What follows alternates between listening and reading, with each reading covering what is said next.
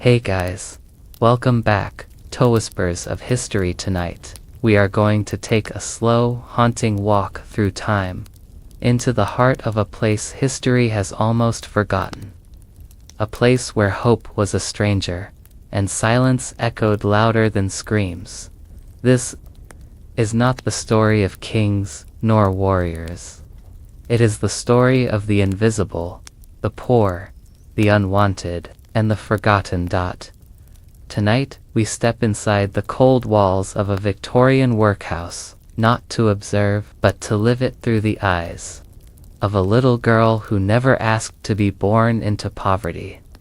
Let's begin. The iron clang of the gate echoed like a prison bell. In the ashen dawn of 1852, beneath a sky the color of wet slate, the workhouse stood as a monument not to mercy, but to survival, a massive, grim structure of soot-stained bricks and barred windows. Its walls rose high like the edges of a tomb, blotting out the city beyond, casting shadows long enough to swallow the lives within. It was a place where names were lost, where time itself was measured not by clocks but by chores, meals, and punishments. For the poor, the sick, the elderly, the orphaned, and the abandoned, it was both a last resort and a final destination. And once inside, very few ever left with their dignity or their hope intact. This is not just a tale of dust and deprivation. This is not a history of brickwork and blueprints. This is a single day in the life of those who had no other choice. A day spent under the watchful eye of overseers, among cold porridge pots, threadbare uniforms, stiff wooden benches, and echoing hallways filled with coughs, commands, and quiet weeping. To understand the truth of the Victorian workhouse is to step through its gates and listen to the creak of its routines, to feel the sting of its discipline, and to see how the soul of a society can be glimpsed through the way it treats its most vulnerable. Let us then, for a few hours, walk not as historians, but as silent witnesses to the forgotten lives inside. Through the eyes of one girl, a child barely 10 years old, we will witness the slow machinery of poverty grinding against bone and spirit. Her name, though it scarcely matters within these walls, is Clara. Her shoes are worn to the sole, her hair cropped short, her dress indistinguishable from the rags of the girl beside her. She arrived at the workhouse with her mother 3 winters ago, after her father was taken by fever and their landlord by greed.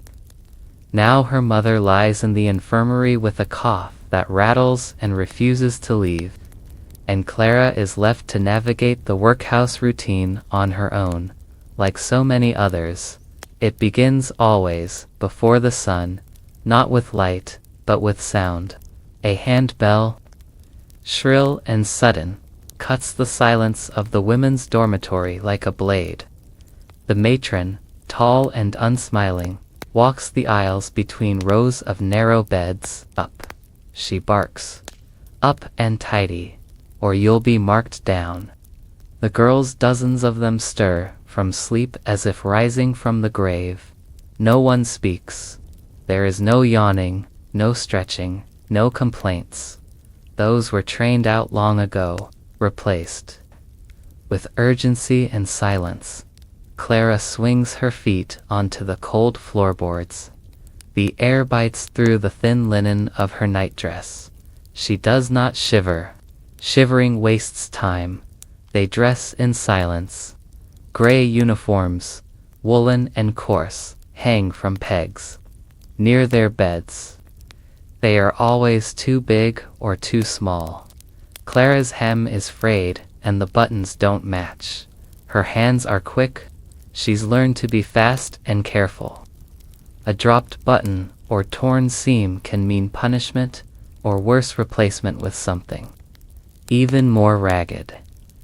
The dormitory smells of damp wood, old blankets, and the sour breath of so many sleeping bodies packed close. When the last girl is dressed, they line up against the wall, heads down, hands clasped in front. The matron inspects them, her eyes sharp as a crow's. One girl's collar is askew. She is pulled from the line, her ear twisted until she cries out, then sent back red-faced and whimpering. Down the narrow staircase they go, their footsteps synchronized, not by training but by habit. They are always watched, always measured. In the dining hall, the long wooden tables stretched like factory lines. The porridge is already waiting, gray and lumpy in tin bowls. No sugar, no milk. Just gruel thickened with yesterday's leftovers. Clara eats with the others, spooning the paste into her mouth without complaint. It sticks to her throat, but she swallows anyway. Food is not about pleasure. It is fuel, and sometimes not even that. An older girl beside her coughs a deep, wet sound that echoes in the room. No one reacts. Illness is everywhere here. It is part of the air, part of the skin. The cough is a rhythm they have all come to know. Clara finishes her bowl and places it silently on the pile. One of the girl no older than 14, but with a badge of authority pinned to her chest, orders them into line again. They march out, through the hallway where the smell of lye soap and coal dust meets the cold morning air. The day's work assignments are posted on the board, near the warden's office. Clara cannot read, not well, but she knows her name, at least, the number beside it. She's in the laundry today. Better than the picking room, worse than kitchen scullery. The laundry smells like boiled cloth and sweat. Steam fogs the small windows, and the walls drip with condensation. Huge vats of water, blackened with use, sit like cauldrons, and the air is heavy with heat. The mistress of the laundry is Mrs. Griggs, a woman with arms like tree trunks and a scowl carved into her face like stone. She speaks little. She doesn't have to.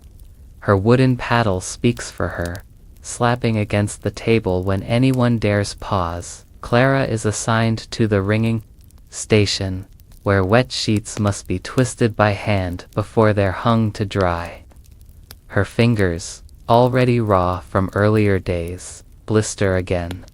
The water is still warm from the wash vats, but the air is not.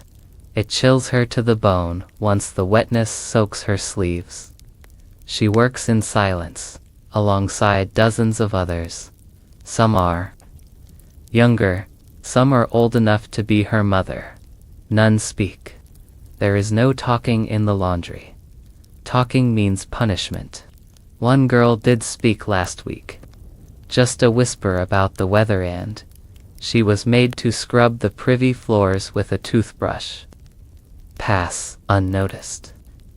There are no clocks visible, no natural light to guess by.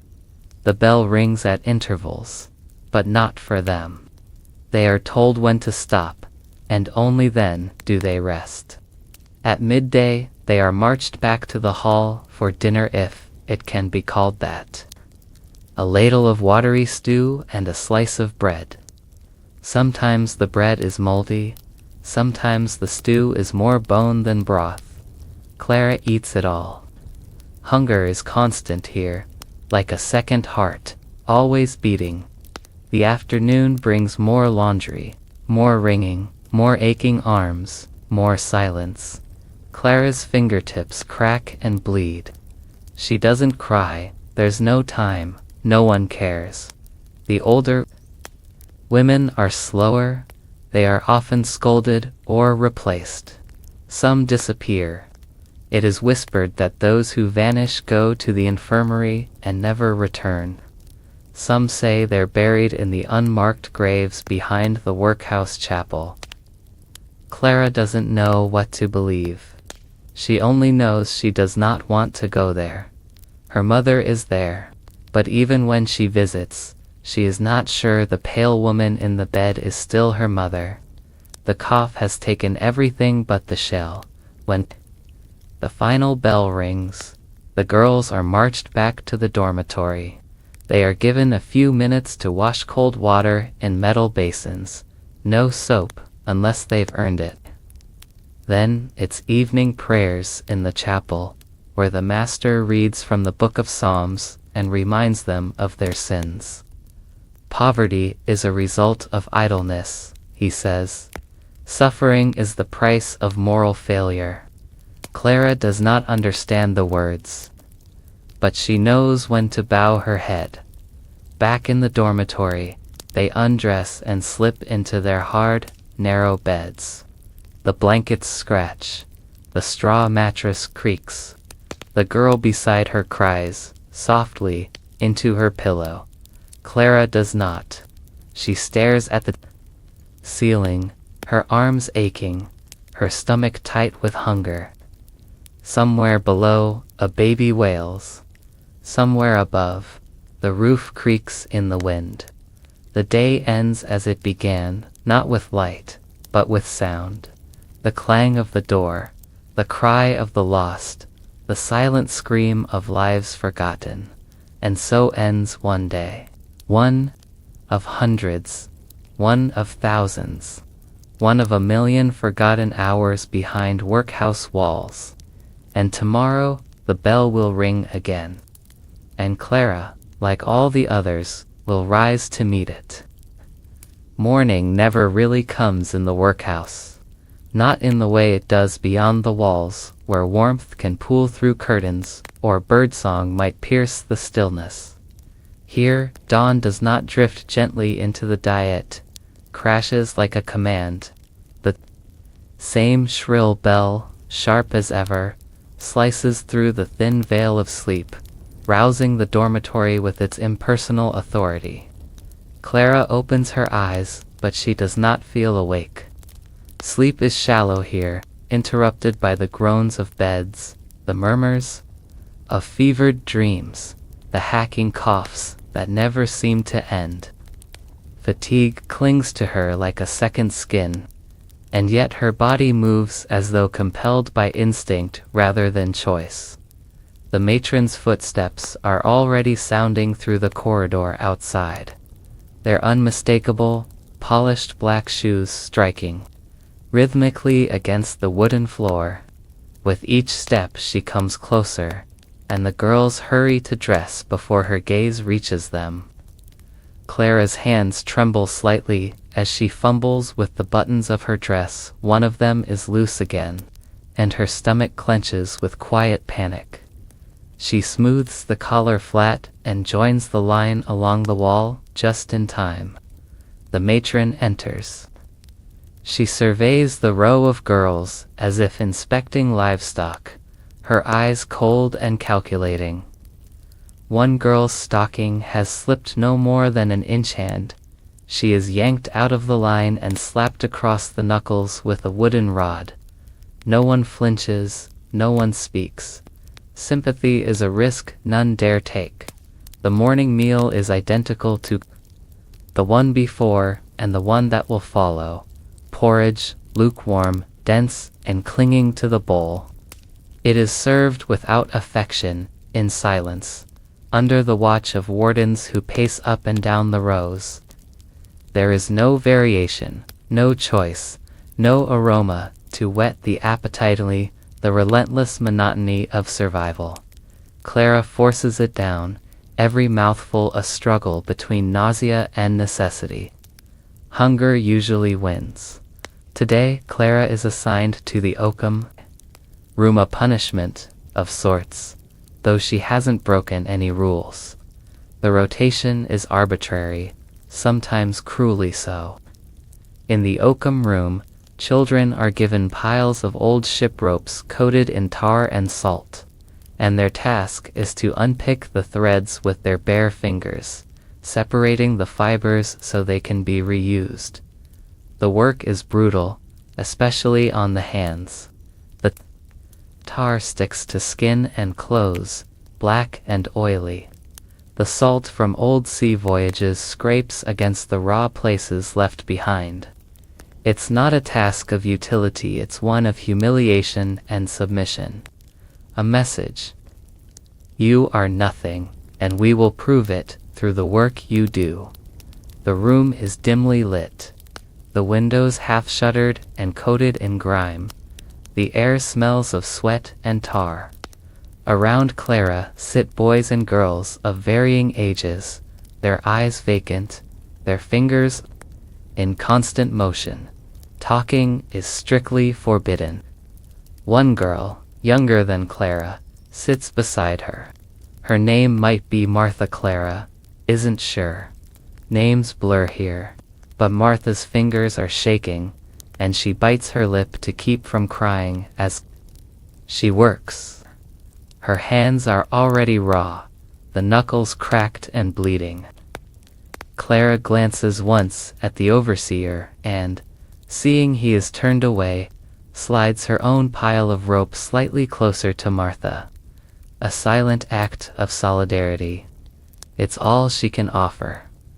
Hours pass like this, punctuated only by the sharp voice of the overseer, reminding them to keep their heads down.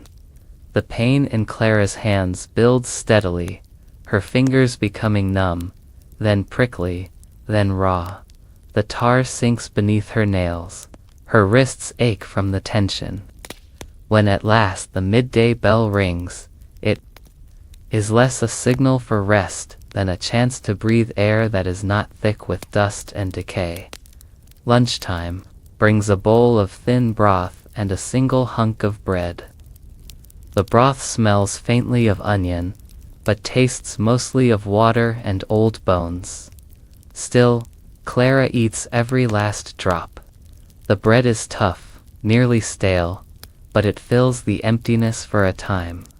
Around her, the other children eat in the same silence, each guarding their portion as if it might be taken away. Hunger has made them possessive, suspicious.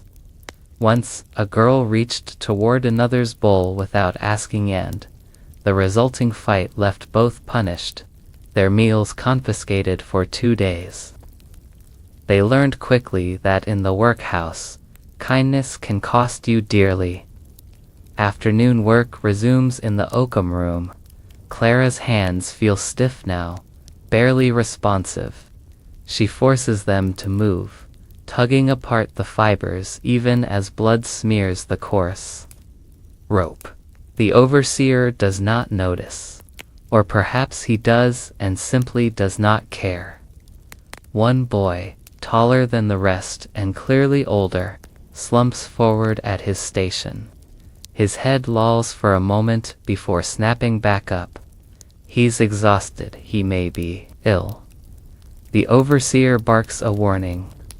Another nap, and you'll get the cane. The boy nods dully. His eyes are bloodshot. Still, he continues pulling. In the late afternoon, Clara is called away from her station by one of the monitors. Her heart skips. She's not in trouble, as far as she knows. Then the monitor mutters something about the infirmary. Clara's feet go cold. Her mother. The infirmary is in a separate wing of the workhouse, quieter but somehow more suffocating. The air is thick with the stench of disinfectant and decay. Rows of beds fill the room, most of them occupied. Thin figures lie beneath threadbare blankets, coughing, wheezing, moaning softly. Clara walks quickly but carefully, weaving between beds, searching for the one that holds her mother. She finds her near the end, face turned to the wall, her breathing labored. Her mother looks smaller than she remembers. Her skin has the waxy pallor of someone who's spent too long in illness, and her once lively eyes now flutter half shut. Clara takes her hand gently. It's cold, Her mother turns slightly, recognizes her, and tries to smile.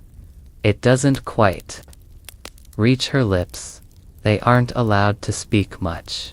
The nurse on duty eyes them with mild irritation, as though their very connection is inconvenient. Clara whispers a few words. "I'm all right, I've been working. The porridge was better today." All lies, small lies, meant to comfort. Her mother tries to respond, but breaks into a fit of coughing that rattles the bed frame. A nurse appears and gestures for Clara to leave. She lingers for a moment, then kisses her mother's forehead and steps back into the corridor. The hallway feels colder than before. The oakum dust is still in her nose. But now there's something else pressing at her chest. Grief. Perhaps, though there's no time for it here. She returns to the dormitory early, allowed an hour's rest due to the infirmary visit. It's not a kindness, really more a logistical adjustment. But Clara lies on her bed, eyes open, hands aching, the weight of everything pressing down on her. Evening comes as gray as the morning. There is no sunset in the workhouse, only the dimming of light and the replacement of tasks with rituals. Evening prayers are held again, though fewer attend. Some are too sick. Some are in punishment cells. Some simply refuse to stand anymore. The master's voice drones on about humility and salvation. Clara does not listen. She mouths the words, as expected, but her mind is elsewhere. Back in the dormitory, lights are extinguished early. Candles are expensive. Warmth is rationed. Comfort is a concept reserved for sermons, not practice. Clara crawls into bed, pulls the blanket tight around her shoulders, and turns toward the wall. Her hands burn beneath the covers. The blisters have burst. Sleep does not come quickly. Not here. The body lies down, but the soul waits longer. And tomorrow the bell will ring again. Another day will begin not with hope, but with duty. And Clara, the nameless girl among many, will rise. Once more, without question. The third morning came with no fanfare, only the sharp clang of the waking bell and the mechanical stirrings of those bound to it. Clara opened her eyes to the same cracked ceiling, the same stiff bedding, the same tangle of limbs and linen that composed her little corner of this endless gray world. Her body ached in ways both familiar and new. The cuts on her fingers from the oakum picking had deepened overnight, scabbing in some places, oozing in others. She moved her hands cautiously, trying to avoid touching the sheets, which were coarse and barely laundered. As always, there was no time to tend to injuries, not when the routine demanded obedience, not when the clock of survival refused to pause. She sat up as the matron entered with her usual severity, tapping a cane rhythmically against her side. No words were necessary. The very air bent beneath her presence. Clara and the others moved quickly, pulling on their uniforms. Some still damp from the previous day's wash, others stinking of mildew. The corridor outside the dormitory echoed with the sounds of movement, boots striking wood, voices barking orders, the shuffling of reluctant children and reluctant adults alike. And through it all came the ever-present odor of the workhouse: boiled starch, unwashed bodies, and coal. Smoke lingering in the walls, in the dining hall. The silence was broken only by the clink of spoons against tin. Clara sat beside a girl with swollen eyes, red from crying. She didn't ask why. Crying was a quiet event here, rarely spoken of and never comforted. There were no arms to fall into, no shoulders to lean on. Those who broke down were often punished. If not by staff, then by the system itself. Pity was a luxury even more forbidden than joy. Today, Clara found herself posted to the sewing room. It was marginally better than the Occam station, if only because it was warmer and carried no stench of tar.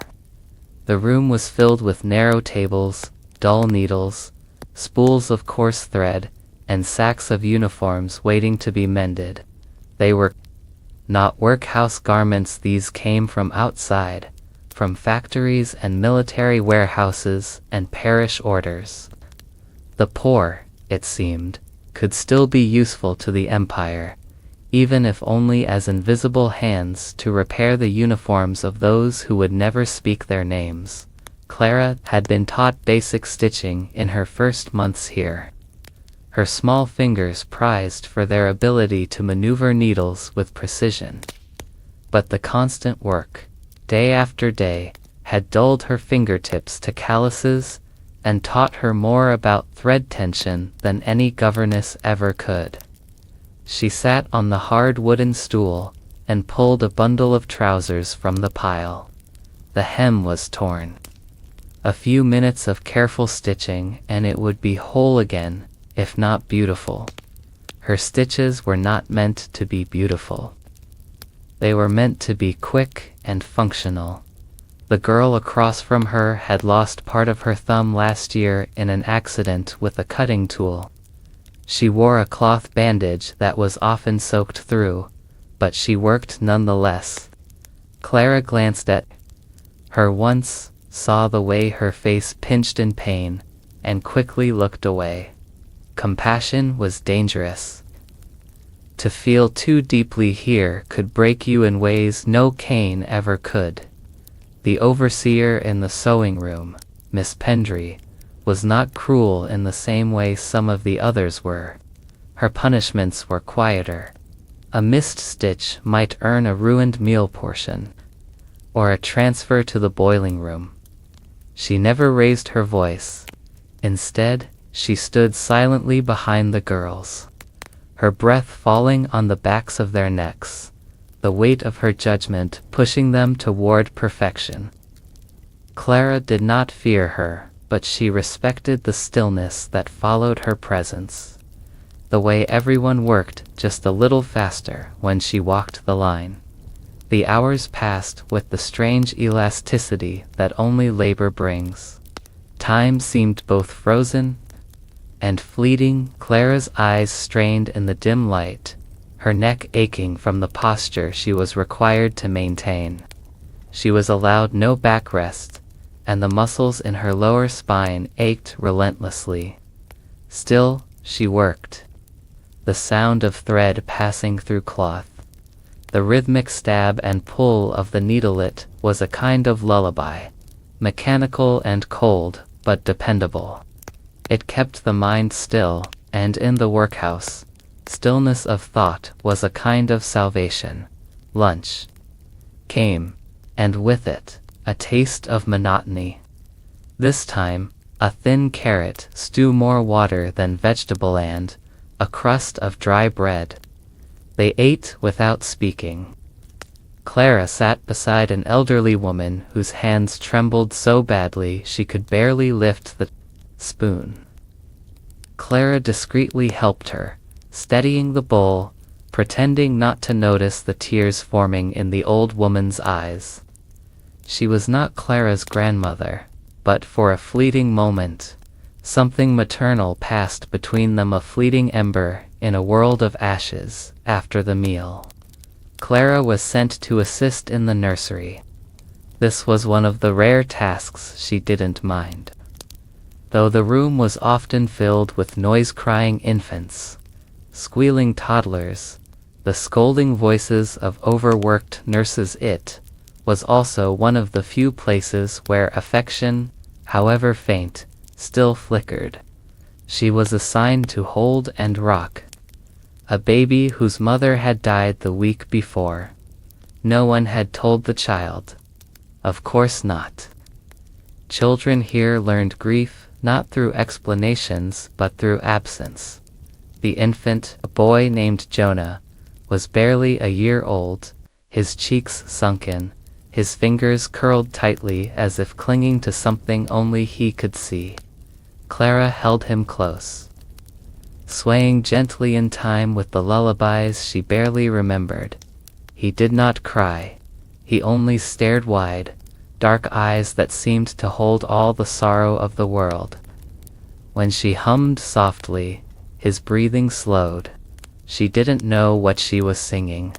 Perhaps something her own mother had once sung to her, before illness stole her voice and the workhouse stole the rest. That hour in the nursery ended too quickly. Clara was summoned by a monitor and reassigned to help clean the lavatories. This was the part of the day she dreaded most. The latrine blocks were foul-reeked of human waste and rot, rarely scrubbed properly, and crawling with flies. Armed with a stiff brush and a bucket of cold water, she set to work with a grim determination. Her hands already stung from stitching. Now they were dipped into filth, scraping at tiles that would never shine. The stench clung to her skin, her clothes, her hair. No soap was provided afterward, just a quick rinse, and back to the main quarters. By the time evening fell, Clara's muscles trembled. Her arms felt hollow, her legs unsteady, her face pale. She was given her ration on even thinner broth. Barely warm, and she sat by herself in the far corner of the dining hall, too tired to speak, too numb to cry. Around her, the others were the same. They were not girls and boys anymore, not children, not workers, not inmates. They were shapes in the fog of poverty, moving as one creature of endurance, reacting to whistles and bells, shrinking from canes and voices. Evening prayers were said again. Clara repeated the lines by rote, her voice barely audible. "Blessed are the poor in spirit," the Master intoned, "for theirs is the kingdom of heaven." But heaven felt far, impossibly far from the cold, stone floors of the workhouse. The words fell like dust, soft and useless. Back in bed, Clara did not immediately lie down. She sat upright for a while, staring into the darkness, listening to the familiar sounds, the rustle of straw, the distant murmurs, the wet cough of someone nearing the end. She thought of her mother, of the baby Jonah, of the old woman who cried into her spoon. She thought of things she could not put into words.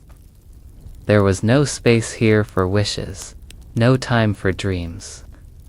But in that one moment, as she pulled the blanket around her shoulders, she allowed herself a whisper of Mamiya birthday long ago, a ribbon in her hair, the smell of warm bread in a home now gone. The bell would ring again tomorrow. The day would begin, and Clara would move with it. But tonight, just for a moment, she closed her eyes and imagined she was somewhere else, somewhere warm, somewhere safe, somewhere beyond the workhouse walls. The night had passed without dreams, without rest, without comfort. In the workhouse, even sleep was rationed not by hours, but by how long the body could resist the constant ache of labor, the chill of thin blankets, the discomfort of mattresses that scratched and poked at skin already blistered from toil. Clara awoke before the bell, her eyes snapping open as if her body had anticipated the call before it came. She could already feel the soreness in her arms, the stiffness in her back, the dried sting of crusted blood along the edges of her cut. Fingertips, her small body, only 10 years old and already hollowed by suffering, did not protest. It simply obeyed. The bell rang with its usual violence, and the dormitory filled with the mechanical rustle of motion.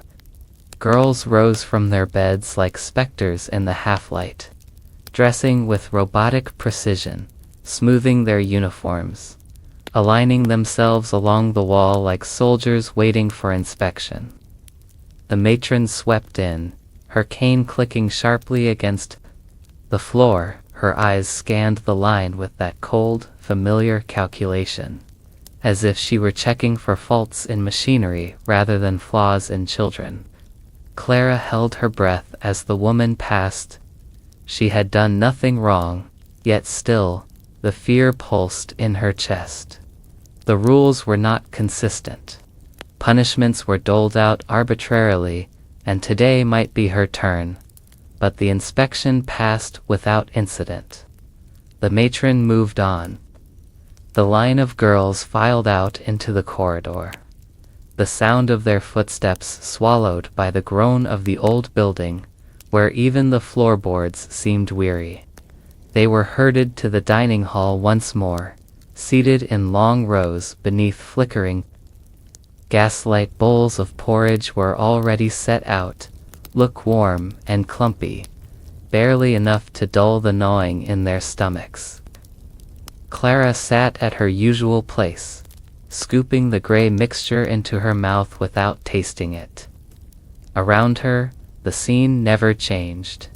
Hollow eyes, lowered heads, movements stripped of all individuality. They were not people here, they were function. Today's posting was announced by a monitor just after breakfast. Clara was listed among those assigned to the washroom. Her heart sank. The washroom was brutal work, hauling heavy linens, stirring boiling cauldrons, wringing water-soaked sheets until her arms would feel ready to snap. It was also unbearably hot. Steam clung to the walls and to their skin, soaking through their uniforms until everything was damp, heavy, suffocating. It wasn't the worst assignment, but it was one of the most physically exhausting. She followed the others to the laundry wing, where the air already hummed with the sound of scrubbing and the hiss of scalding water. Mrs. Griggs, the laundry mistress, stood at the center of the room with her usual scowl. She offered no greeting, just a barked command, "Get to it." And the girls dispersed to their stations. Clara was given the wringer again, a large crank machine designed to press water out of the washed sheets. It took 2 girls to turn the handle, and today she was paired with Hattie, a thin girl whose arms trembled with every rotation. Together, they worked in silence, muscles straining, the machine squealing with resistance. The sheets were soaked with water and soap and dirt. They passed through the rollers and came out only marginally drier. The effort needed to move the crank was constant, punishing, and Clara could feel the pull in her shoulder, the burn along her spine. She didn't dare slow down. The mistress was watching all around them. Girls scrubbed and rinsed and folded, the heat making sweat bead on every brow. The steam clouded the air, stinging eyes and soaking skin. Clara felt as though she were being cooked alive. The moisture in the room was relentless. She could feel it collecting in her lungs, tightening her breath. The wooden floor beneath her feet was slick with soap and slop, and she had to brace herself constantly to avoid slipping. Time passed unnoticed. There was no clock here, no sun to mark the hours. Only the rhythm of labor and the occasional order shouted from one end of the room to the other. At one point, Hattie collapsed. Her legs buckled mid-turn, and she fell hard against the stone floor, her hand scraping against the sharp edge of the wringer. Blood pooled quickly beneath her, and her cry was muffled by the hiss of steam. Mrs. Griggs rushed over, not with concern, but with fury. "Get up," she shouted, grabbing the girl by the arm and dragging her to her feet. Hattie's face was pale, her eyes unfocused. "No malingering in my laundry." Another girl stepped in to replace her. Hattie was sent to the infirmary, her wound barely bandaged. No one spoke of it. Clara kept turning the crank. When the bell finally rang for midday meal, Clara's arms felt as though they would fall off.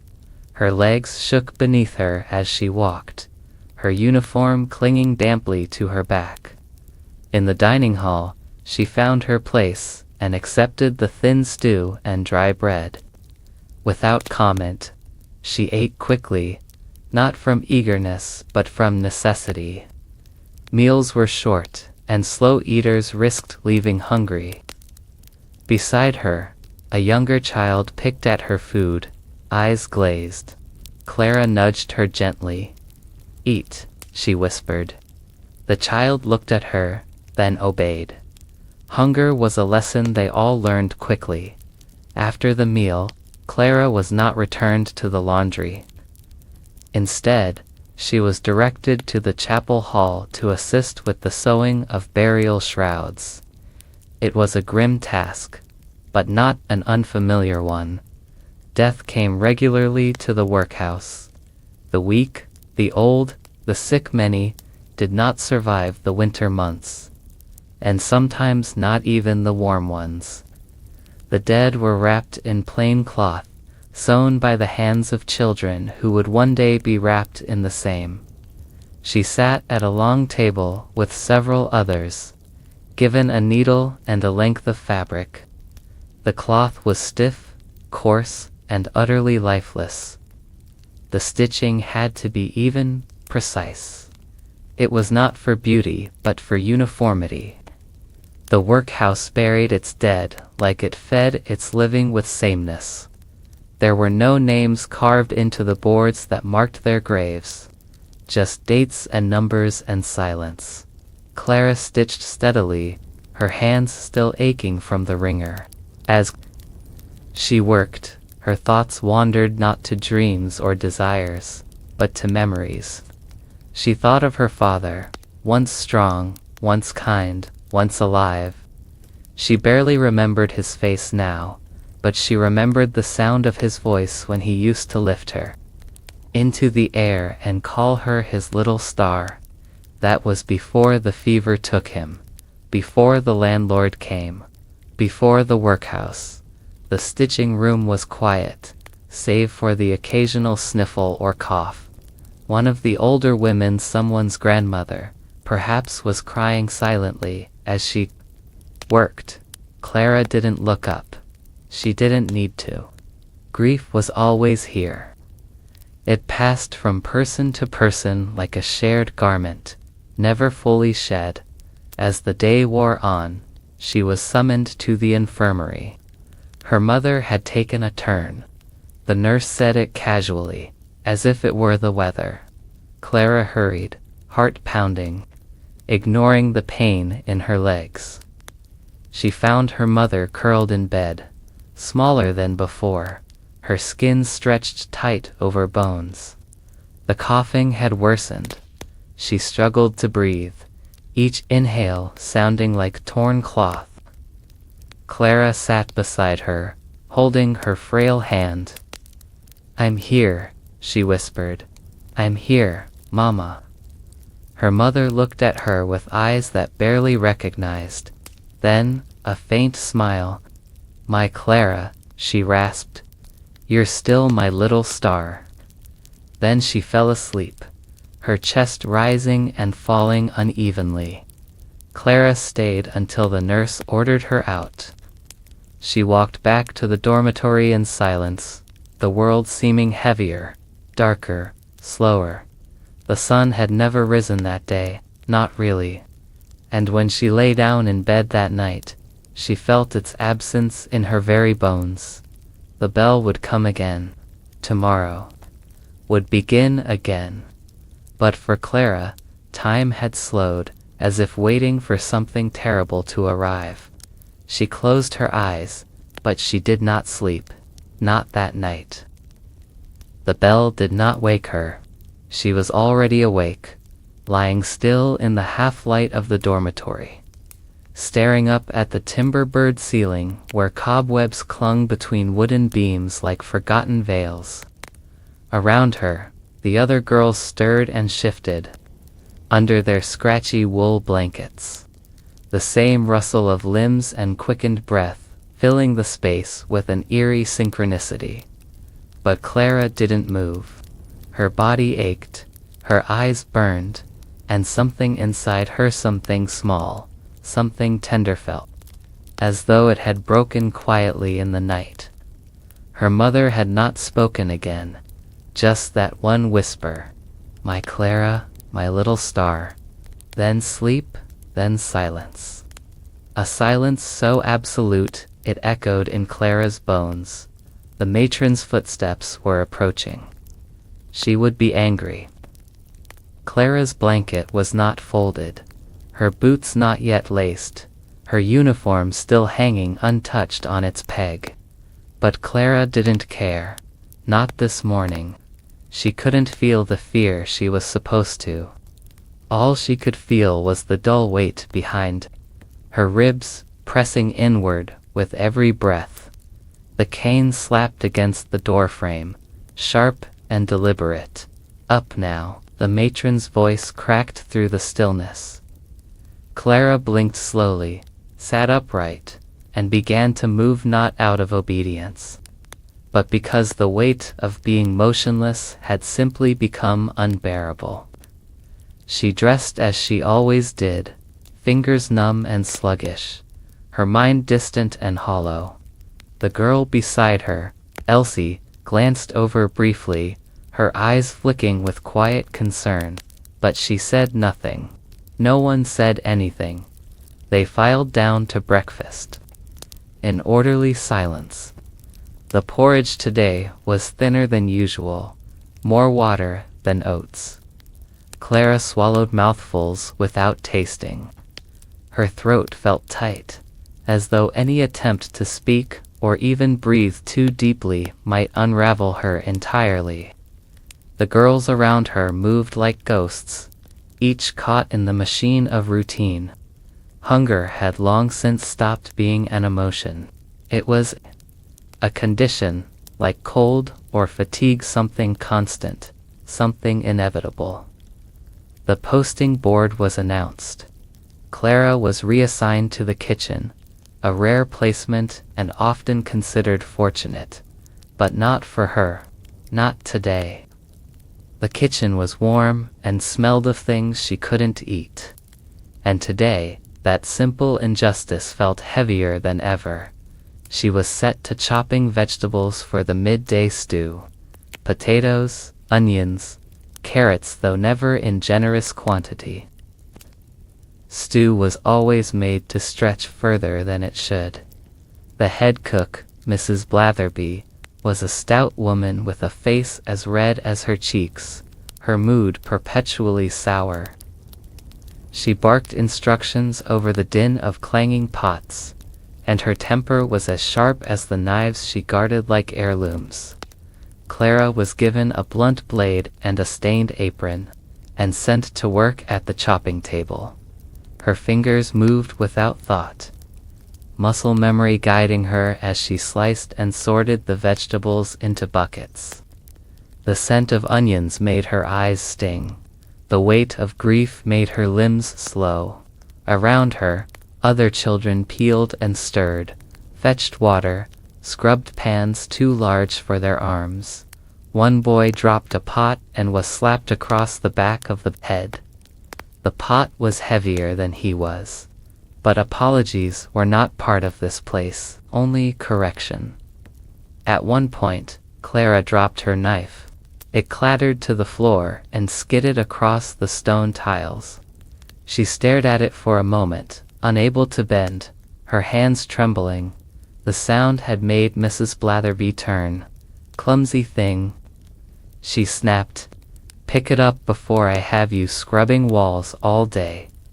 Clara stooped, retrieved the blade, and said nothing. She returned to her chopping.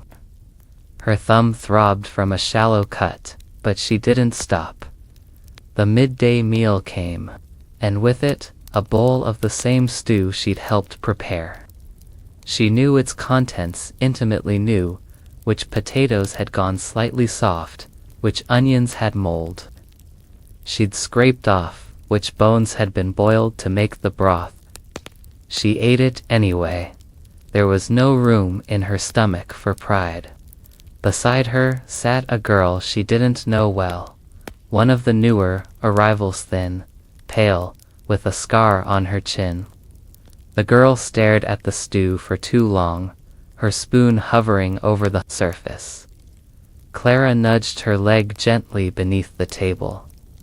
"Eat," she whispered, "before someone sees."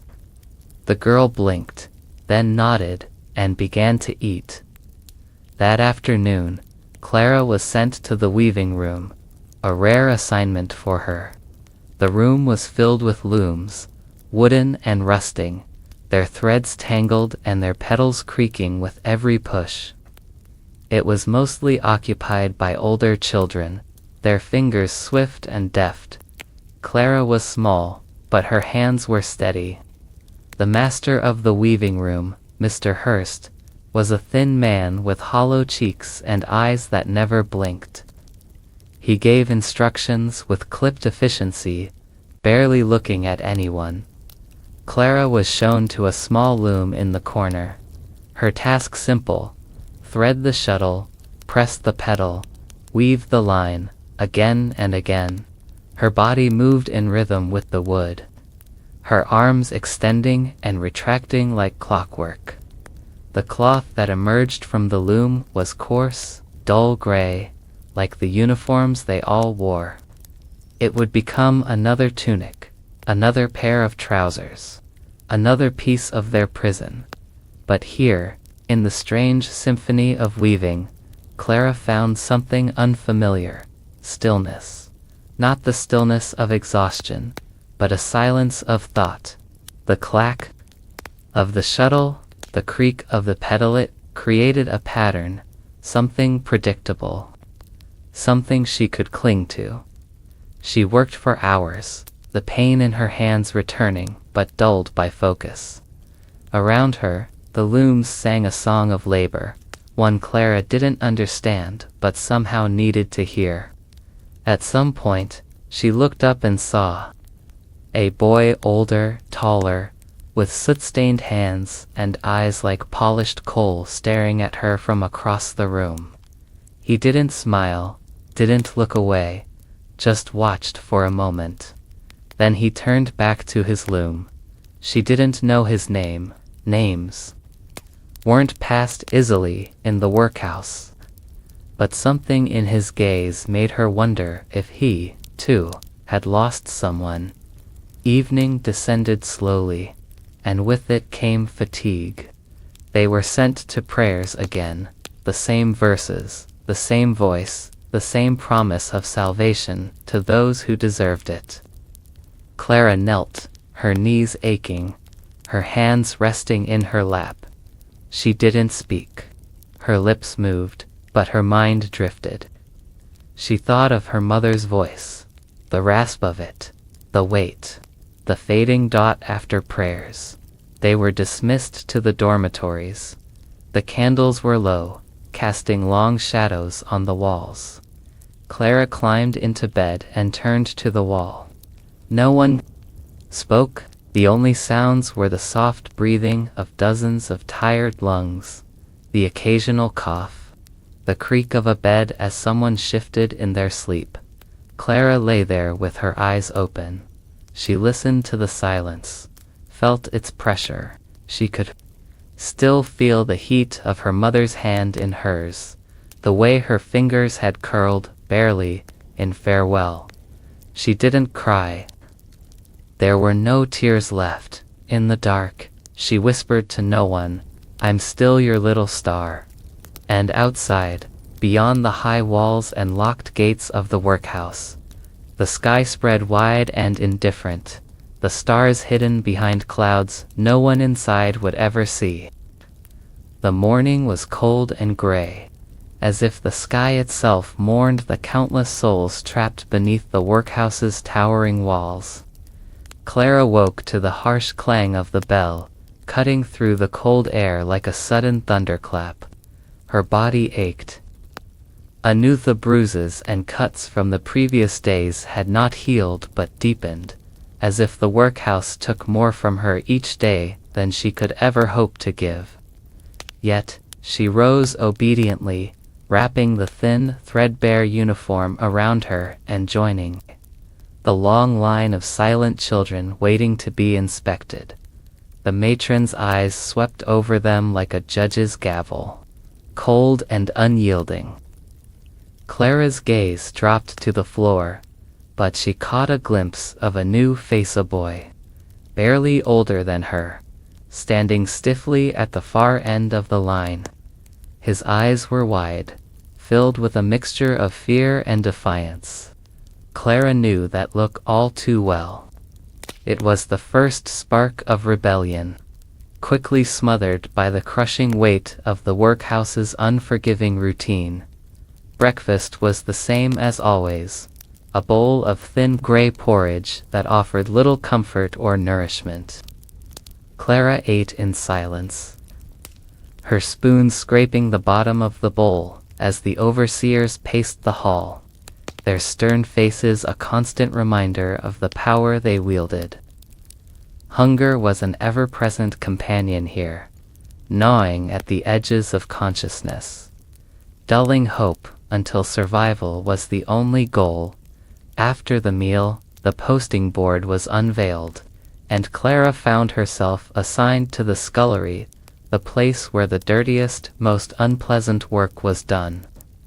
The scullery was a narrow, damp room filled with greasy pots, cold water, and the relentless clatter of utensils. The air was thick with steam and the scent of decayed food. Clara rolled up her sleeves and plunged her hands into the icy water, scrubbing away remnants of meals she would never taste. The work was brutal and unending. Her hands pruned and cracked from the cold water. Her arms grew weak from the constant motion.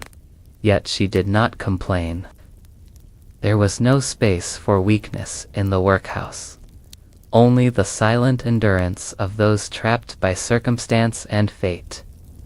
Midday brought a meager luncheon stew and a slice of stale bread. Clara ate quickly, knowing that any hesitation could invite the ire of the overseers.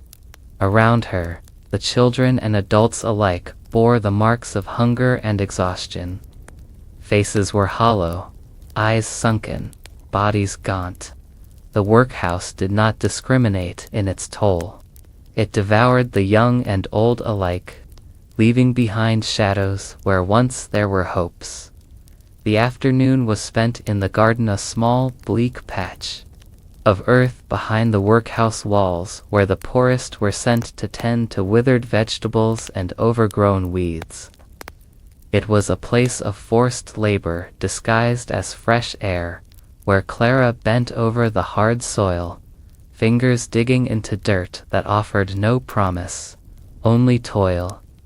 As she worked, she caught sight of the boy from the morning, Thomas, as she later learned, nearby, his face set in a grim expression as he pulled weeds with fierce determination. Their eyes met briefly, a silent acknowledgement passing between them. In this place of despair, small connections were lifelines. Evening prayers came again, a ritual as cold and relentless as the work itself. The Master's voice droned on about sin and redemption, about the moral failings that had brought them to this place. Clara recited the words without understanding, her heart heavy with the weight of a destiny she neither chose nor deserved. Back in the dormitory, Clara lay on her straw mattress, the thin blanket doing little to ward off the chill. Sleep was elusive, haunted by the memory of her mother's fading smile, by the relentless ache of her own body.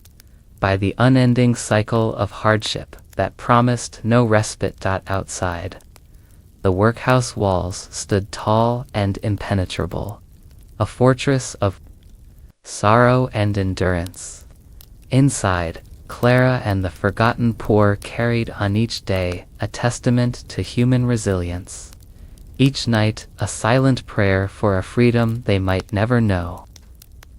The relentless rhythm of the workhouse showed no mercy as the dawn broke once more, casting a pale light through the narrow barred windows that never quite seemed to reach the cold stone floors. Clara's eyes fluttered open long before the bell, weighed down by exhaustion, the lingering ache of yesterday's labors still fresh in her muscles. But there was no time to linger in the shadows of rest. The workhouse demanded movement, compliance, submission. She rose quietly, pulling her thin uniform around her slight frame, and joined the line forming outside the dormitory. Around her, whispers of coughs and muffled sobs filled the cold air, but no words passed between the children. To speak was to draw attention. Attention was a risk. Instead, they waited, hands clenched, eyes lowered, each preparing for the day's toll. The matron appeared, her presence slicing through the silence like a blade. She surveyed the line, her gaze sharp and unforgiving. A girl near the front flinched, and the matron's cane cracked sharply against the floor, warning unspoken but deeply understood. Clara held her breath, willing herself to disappear beneath the weight of the matron's stare. Breakfast was a monotonous affair. Porridge, thin and gray, devoid of any warmth or sweetness. Clara ate mechanically, the familiar bitterness filling her mouth but never quite dulling the emptiness inside. Hunger was a constant companion here, gnawing relentlessly at her resolve. But she swallowed without complaint.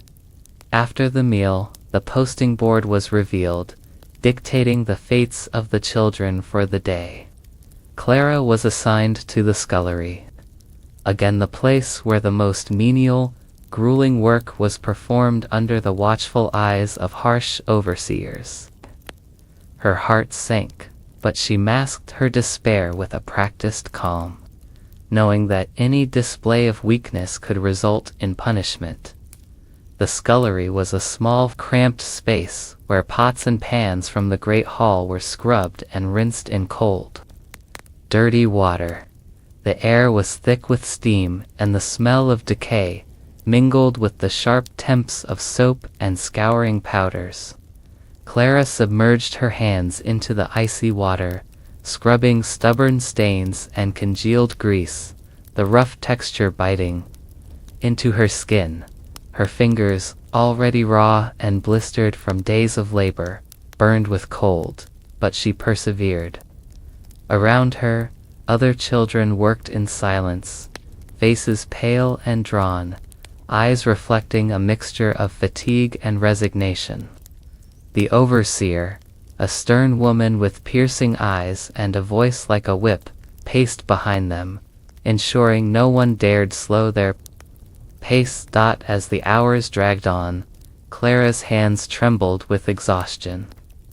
She gripped the edge of the basin, willing herself to continue despite the pain. Each stroke of the brush felt like a battle, but she fought on, knowing there was no escape. At midday, the bell finally rang, signaling a brief reprieve. Clara hurried to the dining hall, where the familiar smell of thin stew awaited her. The portion was small, barely enough to quell the constant hunger gnawing at her belly. She ate quickly, savoring each mouthful as if it were a rare treasure. After lunch, she was sent to the garden, a bleak patch of earth behind the workhouse walls where the poorest were tasked with tending to neglected plants. The soil was hard and unyielding, the vegetables sparse and struggling. Clara knelt among the weeds, pulling them up one by one, her fingers scraping against the rough ground. The garden was quiet, saved for the soft murmur of other workers and the occasional barked command from the overseer. Clara's thoughts wandered as she worked memories of her mother's gentle hands, the warmth of a home she barely remembered, the faint hope of a life beyond these walls. As the day wore on, fatigue weighed heavily on her limbs. Her breath came in shallow gasps, and her muscles screamed with pain. Yet, she pressed on, driven by the faintest flicker of hope that one day, this torment would end. Evening prayers brought a brief moment of silence and reflection, the master's voice echoing through the hall as he spoke of redemption and salvation. Clara recited the words mechanically, her mind distant and weary. The promise of heaven felt like a cruel joke in a place where suffering was the only certainty. Back in the dormitory, Clara lay on her straw mattress, the thin blanket offering little comfort against the biting cold. She stared at the ceiling, the shadows dancing in the flickering candlelight. Sleep was elusive, her mind haunted by the weight of the day and the uncertainty of tomorrow. Outside, the world moved on, indifferent to the plight of the forgotten poor trapped within the workhouse walls. Inside, Clara and the others endured each day a testament to resilience, each night a silent plea for freedom that seemed forever out of reach. Morning arrived in the workhouse like a slow, unrelenting tide, washing over its prisoners with the same cold, gray light and the ever-present clang of the bell.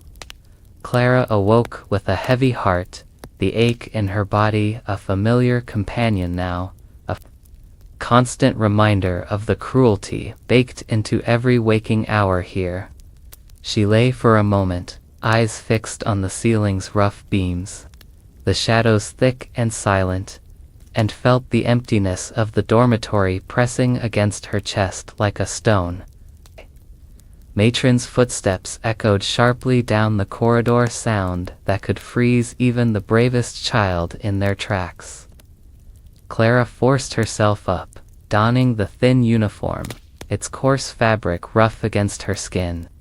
As she joined the line of children waiting for inspection, she caught sight of the new faces, fresh arrivals, their wide eyes filled with fear and confusion. She remembered that look from not so long ago, before the workhouse had worn her down to a hollow shape. The matron's sharp eyes swept over them, her cane tapping out a rhythm on the floor. Clara's heart pounded as the gaze landed on her, cold and calculating, searching for any sign of weakness. There was none to be found. The inspection ended without incident, and the line moved forward like a single, silent organism, obedient. And broken breakfast was a familiar gray porridge, thick and tasteless, barely filling the stomach. Clara ate mechanically, her thoughts elsewhere, on the fragments of a life lost, on the cruel world beyond these walls. Hunger gnawed at her, but it was no different from any other day. Her posting for the morning was the laundry room, a place she both dreaded and understood. The room was a cavernous, steam-filled space, walls lined with tubs and boiling cauldrons. The air was heavy with the scent of soap, damp cloth, and something faintly metallic that made Clara's stomach twist. The task was relentless, scrubbing, rinsing, wringing, folding. It was unending, punishing labor, designed to break spirits. As surely as bodies, Clara was assigned to scrubbing the floors, a chore as exhausting as it was humiliating. She knelt for hours, her hands raw and blistered from the harsh water and coarse brushes, the cold seeping into her bones. The overseer watched closely, eyes sharp for any sign of slackening. Mistakes were met with swift reprimand. Despite the harshness, Clara found a strange rhythm in the work, the scrape of the brush against the stone, the rush of water, the scrape and pull of muscles working in unison. It was a small reprieve from the chaos of thoughts that threatened to overwhelm her. She lost herself in the motion, counting each stroke, marking time by the slow but steady progress of clean patches spreading across the floor. At midday, the bell signaled a brief break. The dining hall was crowded and noisy, filled with the clatter of tin bowls and whispered conversations. Clara found her usual place and accepted the meager stew and bread without hesitation. Hunger had long ceased to be a thought. It was a condition as familiar as breathing. She ate quickly, her eyes darting nervously at the overseers who patrolled the room. The afternoon brought a change in assignment, a rare shift to the sewing room. Clara's hands, though aching, were skilled at stitching, a talent she had developed. Since arriving at the workhouse, the room was filled with narrow tables cluttered with coarse fabric, dull needles, and tangled thread. The air was thick with dust and the faint scent of mothballs. Clara sat beside a girl named Maggie, who was muttering quietly under her breath, stitching a torn sleeve with trembling fingers. Maggie's eyes were red-rimmed from crying, but she worked diligently, biting her lip to suppress any sound. The overseer paced the room, silent and watchful, her gaze sharp enough to cut cloth. The work was slow and painstaking, requiring focus and patience that Clara sometimes struggled to find. Her fingers ached, and her back protested from hours of leaning over the table. Yet, the sewing offered a rare moment of quiet, no harsh commands, no dirty water, just the soft pull of thread through fabric. As the light outside dimmed, Clara's thoughts drifted to her mother, to the fading memories of home and warmth. She imagined a world beyond the walls, a place where she could breathe freely, laugh without fear, and dream without limits. But those thoughts were dangerous here, fragile and easily shattered. Evening prayers were said again, the familiar verses echoing in the vast hall. Clara recited the words without conviction, her voice barely above a whisper. The promise of salvation felt hollow in a place where suffering was a daily ritual. Back in the dormitory, Clara lay on her straw mattress, staring at the ceiling as the candlelight flickered and danced. The cold seeped into her bones, and sleep remained elusive. Her mind was a whirlwind of pain, hope, and despair, tangled together in a knot that seemed impossible to unravel. Outside, the workhouse loomed a grim fortress of sorrow and endurance. Inside, Clara and the forgotten poor clung to life as best they could, each day a testament to survival, each night a silent prayer for a freedom that seemed forever out of reach. The cold morning light seeped through the narrow barred windows, illuminating the dust that danced in the air like ghosts of forgotten hopes. Clara's eyes opened slowly, each blink a reminder of the relentless fatigue that had settled deep within her bones. The ache from yesterday's labor wrapped around her like a second skin, inescapable and unyielding. But the day was beginning, and with it, the workhouse's merciless demands. The bell rang sharp and clear, its sound slicing through the dim silence like a summons to some grim fate. Clara rose, pulling the rough uniform over her thin frame, and joined the line of children and adults waiting for the matron's inspection. The air was thick with unspoken fears, the kind that settled in the pit of the stomach and never quite left. The matron's eyes flicked over them like a hawk surveying prey, seeking any hint of disobedience or weakness. Clara felt the cold weight of her gaze and lowered her eyes to the floor, heart pounding in silent terror. The inspection ended without incident, and the line moved forward, each step echoing in the hollow corridor. Breakfast was the usual a bowl of porridge, thin and gray, barely warm enough to soothe the chill that clung to every corner of the workhouse. Clara ate quickly, the taste a bitter reminder of the scarcity that defined their existence. Hunger gnawed at her relentlessly, a dull ache that no amount of porridge could fill. After breakfast, the posting board dictated the day's tasks. Clara was assigned to the oakum picking room, a place where they unraveled old ropes into fine fibers to be used for shipbuilding and repairs. It was tedious, monotonous work, designed to sap the spirit as much as the body. The room was dim and filled with the smell of tar and dust, the air heavy and thick. Clara settled onto a hard wooden bench with a small bundle of coarse rope in her hands. Her fingers, already cracked and raw from previous days' labor, began the slow, painful process of teasing apart the fibers. It was delicate work, requiring patience she often lacked. Each thread pulled apart felt like a tiny victory, but the endless repetition threatened to swallow her whole around her. Other children and adults worked silently, faces etched with exhaustion and resignation.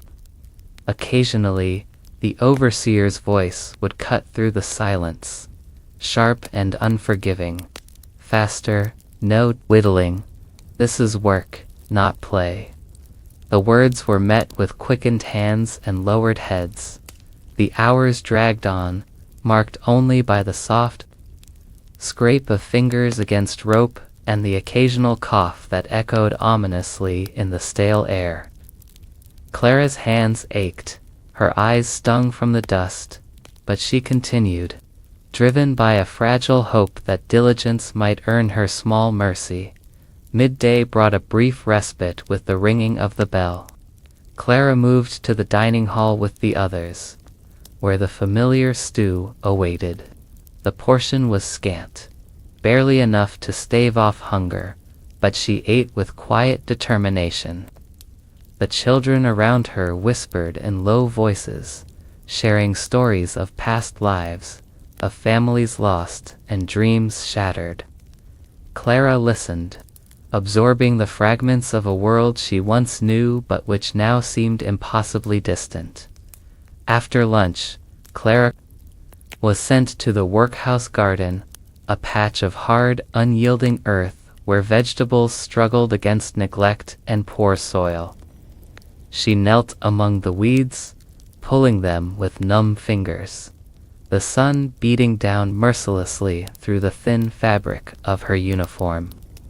The work was backbreaking, yet the garden offered a strange kind of solace, a reminder that life could still grow, even in the harshest conditions.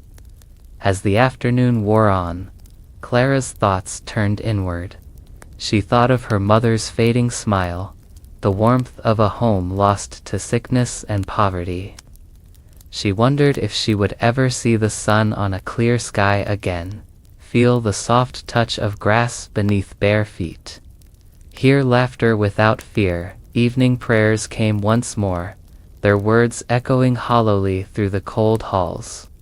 Clara recited the verses with a voice barely audible, her heart heavy with the knowledge that salvation was a distant promise, while suffering was the reality carved into each day.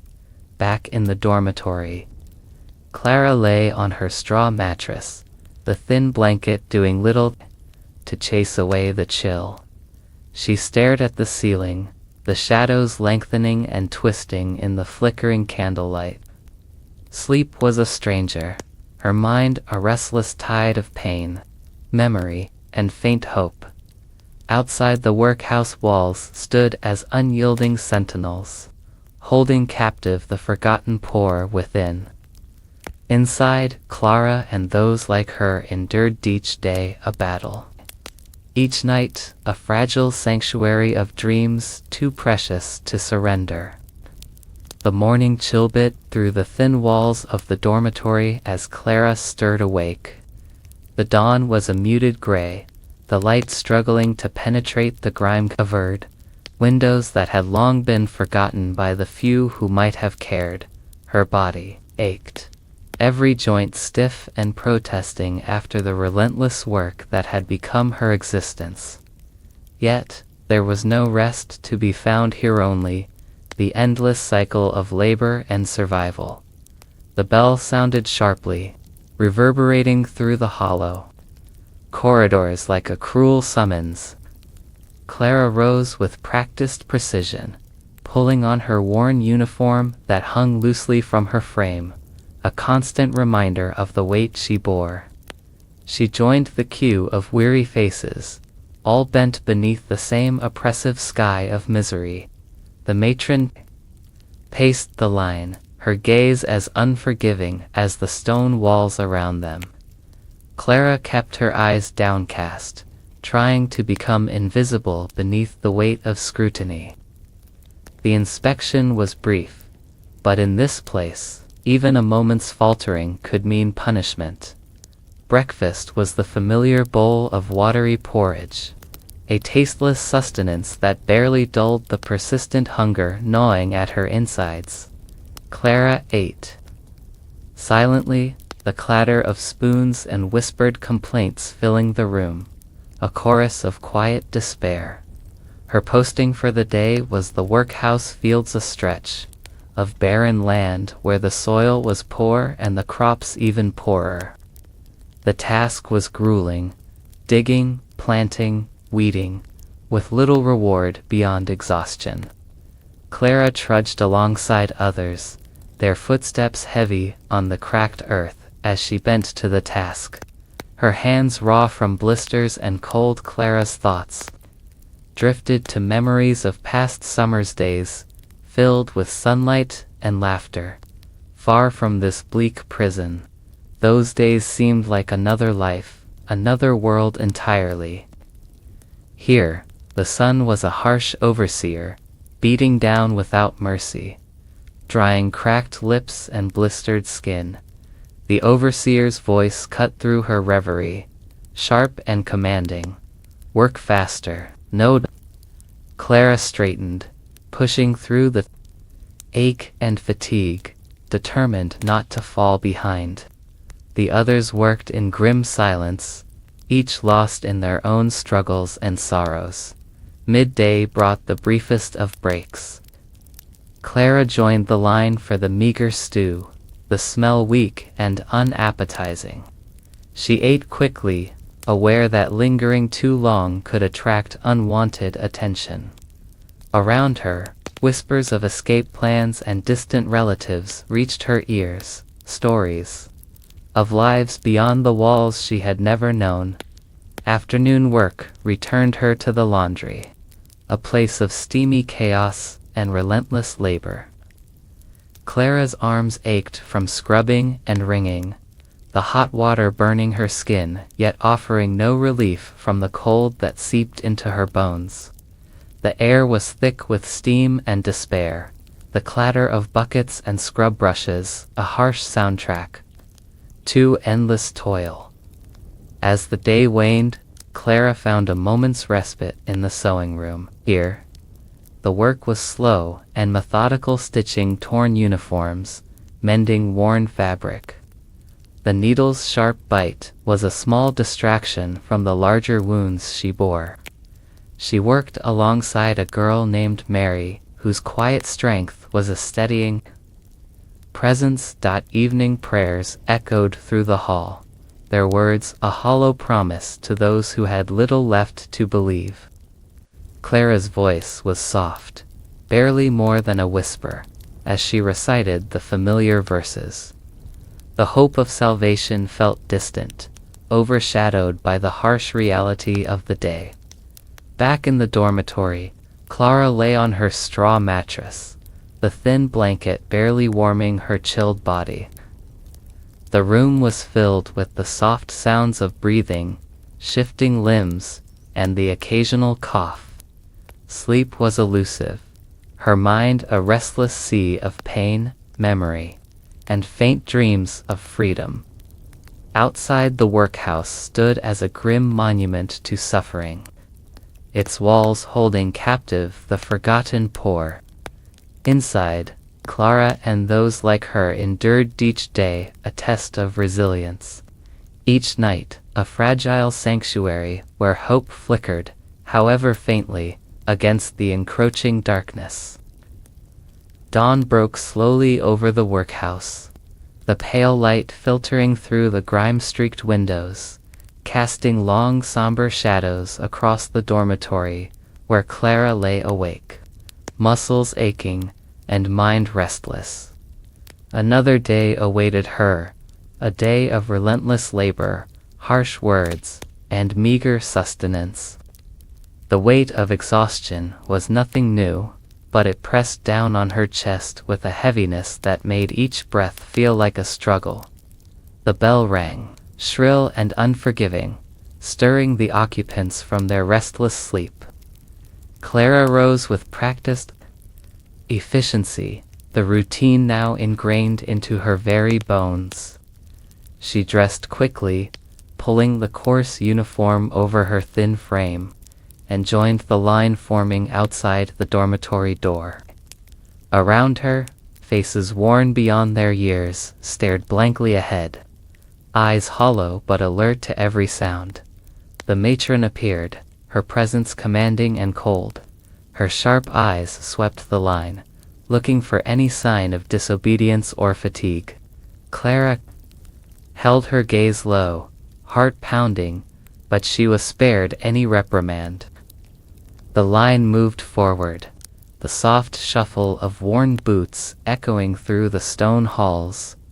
Breakfast was a scant bowl of porridge, barely warm and devoid of flavor. Clara ate mechanically, her appetite dulled by constant hunger and weariness. The dining hall buzzed with low murmurs and the occasional cough, a grim soundtrack to the lives lived within these walls. The posting board revealed her task for the day. Working in the kitchen, an arduous place filled with the noise of clattering pots, boiling water, and the sharp commands of the cook. Clara's hands trembled slightly as she took up the chopping knife, assigned to prepare vegetables for the midday stew. The knife was dull, its blade scraping against the hard cutting board with every slice, sending thin shreds of carrot and potato into a growing pile. Mrs. Blatherby, the head cook, was a stout woman with a perpetually stern expression. She barked orders, her voice slicing through the kitchen air like a whip. Faster, faster, no dawdling. Clara worked in silence, focusing on the repetitive motion, letting it dull the ache in her mind. Around her, other children toiled beside. Large cauldrons and boiling kettles, their faces pale and drawn from hunger and fatigue. The kitchen was hot and steamy, sweat trickling down Clara's forehead and soaking into her collar. The scent of boiling vegetables was a constant reminder of the small portion that awaited her at mealtime. Small reward for endless labor. As the morning wore on, Clara's fingers began to cramp, her arms growing heavy. She pushed through the pain, aware that any sign of weakness could invite punishment. The overseer moved among them, eyes sharp and unforgiving, ready to single out any who faltered. When the bell rang for midday meal, Clara was relieved to step away from the kitchen's heat. In the dining hall, she found her usual place, where a thin bowl of stew and a slice of bread awaited. The food was barely enough to fill her empty stomach, but she ate quickly, mindful of the watchful eyes around her. The afternoon assignment took her to the garden, a small patch of earth behind the workhouse walls where vegetables struggled to grow. The soil was hard and cracked, and weeds choked the plants. Clara bent over the ground, pulling weeds and tending the struggling crops, her fingers scraping against the rough earth. The sun beat down mercilessly, drying her cracked lips and burning her exposed skin. The labor was exhausting, but the garden offered a brief escape, a reminder that life, however fragile, still persisted. As the day faded, Clara returned to the dormitory, her body heavy and sore. Evening prayers echoed through the hall, the words a hollow comfort to those who knew no respite. Clara's voice was soft, almost lost in the vast room, as she recited the familiar verses. Lying on her straw mattress that night, Clara stared at the ceiling, the flickering candlelight casting dancing shadows on the walls. Her thoughts drifted to memories of home, to the warmth and love that had been stolen away by sickness and circumstance. Outside, the workhouse walls loomed tall and unyielding, enclosing a world of hardship and endurance. Inside, Clara and those like her clung to the fragile threads of hope, each day a testament to survival, each night a quiet prayer for a future free from suffering. The day began with the same harsh clang of the bell, echoing through the stone corridors of the workhouse as Clara awoke, her body already weary before the day had truly begun. The thin sheets offered little warmth, and the cold seeped into her bones, a relentless reminder of the harshness of this place. Her muscles ached, joints stiff and bruised from the endless labor, yet she rose without hesitation. There was no room for weakness here. As she dressed in the coarse uniform, its fabric rough against her skin, Clara caught a glimpse of herself in a cracked, dusty mirror. Her face was pale and drawn, eyes shadowed with exhaustion, lips pressed into a thin line. She barely recognized the girl staring back, once full of hope, now worn down by the unforgiving routine. Outside the dormitory, children and adults alike stood in lines, waiting silently for the matron's inspection. The matron's eyes swept over the crowd with cold efficiency, searching for any sign of disorder or fatigue. Clara kept her gaze fixed on the floor, heart pounding in anticipation of the inevitable scrutiny. The inspection passed without incident, and the line began to move toward the dining hall. Breakfast was a thin porridge, lukewarm and tasteless, spooned mechanically into eager mouths. Clara ate quickly, the familiar hunger gnawing at her insides, a dull ache that never seemed to fade. Around her, whispered conversations hinted at desperation and dreams long forgotten. The posting board was unveiled, and Clara found her assignment. For the morning, the weaving room, a place filled with creaking wooden looms and the soft clatter of shuttle and thread. The work was repetitive but required a steady hand and focused mind. Clara settled at a loom, her fingers deft despite their weariness, and began the slow, precise movements necessary to create the coarse fabric. The room was filled with others, their faces pale and drawn, each lost in the rhythm of labor. The master of the weaving room, a thin man with hollow cheeks and cold eyes, moved silently among them, his gaze sharp and unforgiving. Mistakes were not tolerated. Each misstep could bring punishment. Clara focused on the task, the clack of the loom creating a steady cadence that drowned out the noise of her thoughts.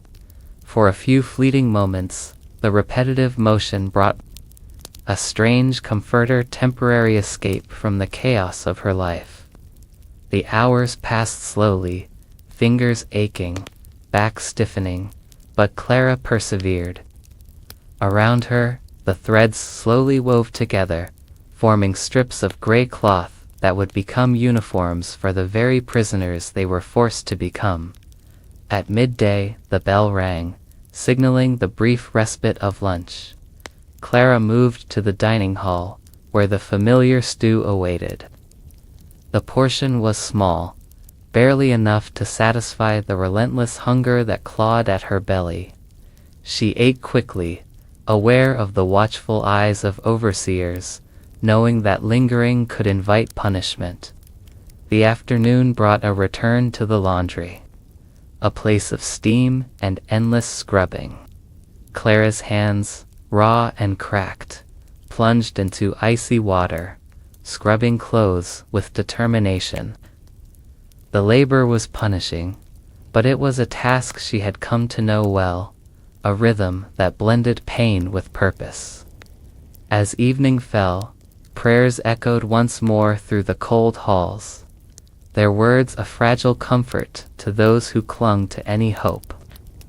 Clara recited the verses quietly, her voice a whisper among many, each heart yearning for salvation. Back in the dormitory, Clara lay on her straw mattress, the thin blanket offering little against the biting chill. She stared at the ceiling, shadows shifting in the flickering candlelight, and thought of a life beyond these walls, a life filled with warmth, freedom, and the simple joys stolen from her. Outside, the workhouse stood as a grim monument to suffering and endurance, its walls holding captive the forgotten poor. Inside, Clara and those like her endured, their spirits battered but unbroken. Each day a testament to the resilience of the human soul amidst unimaginable hardship. Ask ChatGPT. The morning chill settled deep into the bones of the workhouse as Clara stirred awake once more, the thin mattress beneath her offering little comfort against the biting cold.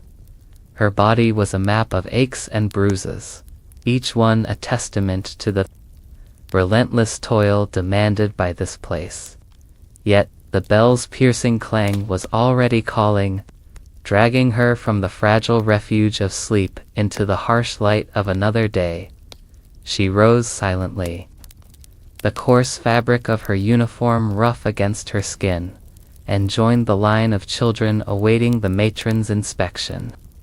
The cold stone floor bit at her bare feet as she shuffled forward, eyes lowered to avoid the matron's piercing gaze.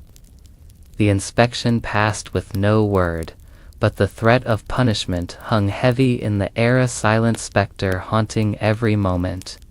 Breakfast was the same thin porridge, barely warm and almost tasteless, served with the efficiency of a machine.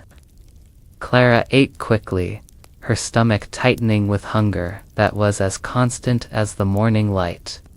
The dining hall buzzed with muted voices, whispered stories of lost families, distant homes, and dreams that seemed to wither here.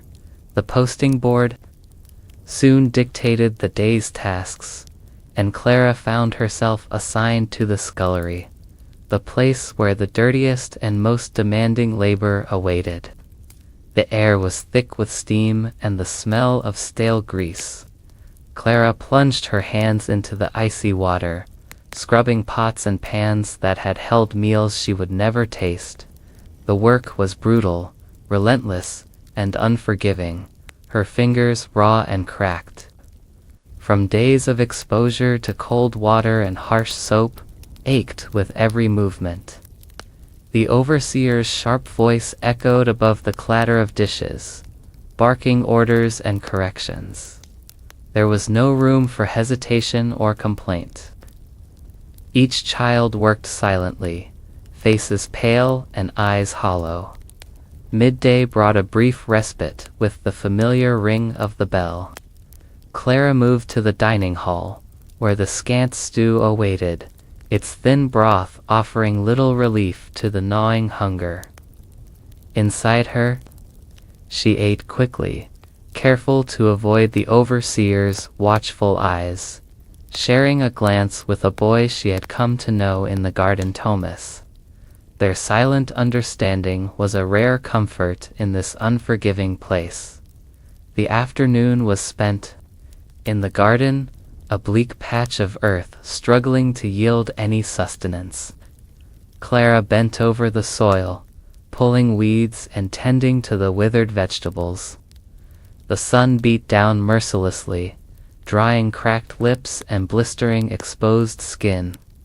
Yet, the garden was a fragile reminder that life could persist, even here, as dusk fell. Clara returned to the dormitory, her body weary and sore. The prayers echoed once more through the halls, words of salvation that felt distant and hollow against the backdrop of suffering. Clara's voice was a soft whisper, barely audible amidst the chorus of weary souls, lying on her straw mattress. She stared at the ceiling, shadows flickering in the dim candlelight. Memories of home, of warmth and love, swirled in her mind, bittersweet and painful. Outside, the workhouse walls stood tall and unyielding, enclosing a world of hardship and endurance.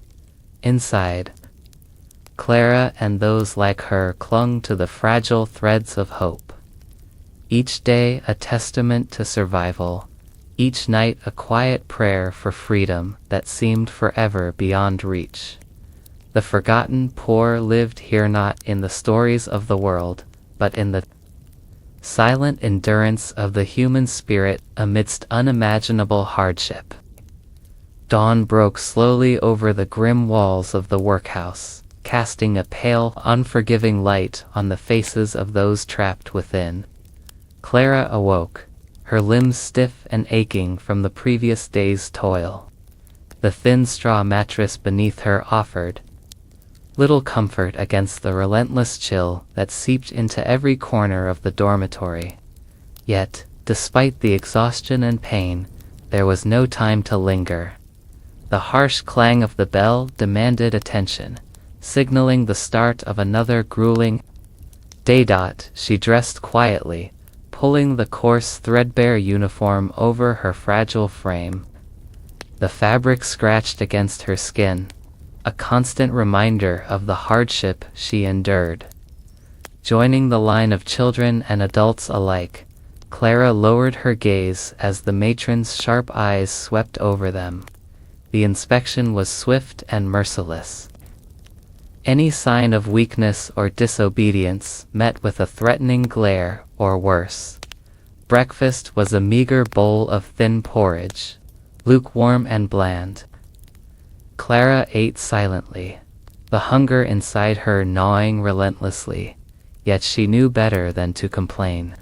Around her, the murmurs of despair floated through the crowded dining hall, whispers of lost families, broken dreams, and futures swallowed by the unforgiving walls.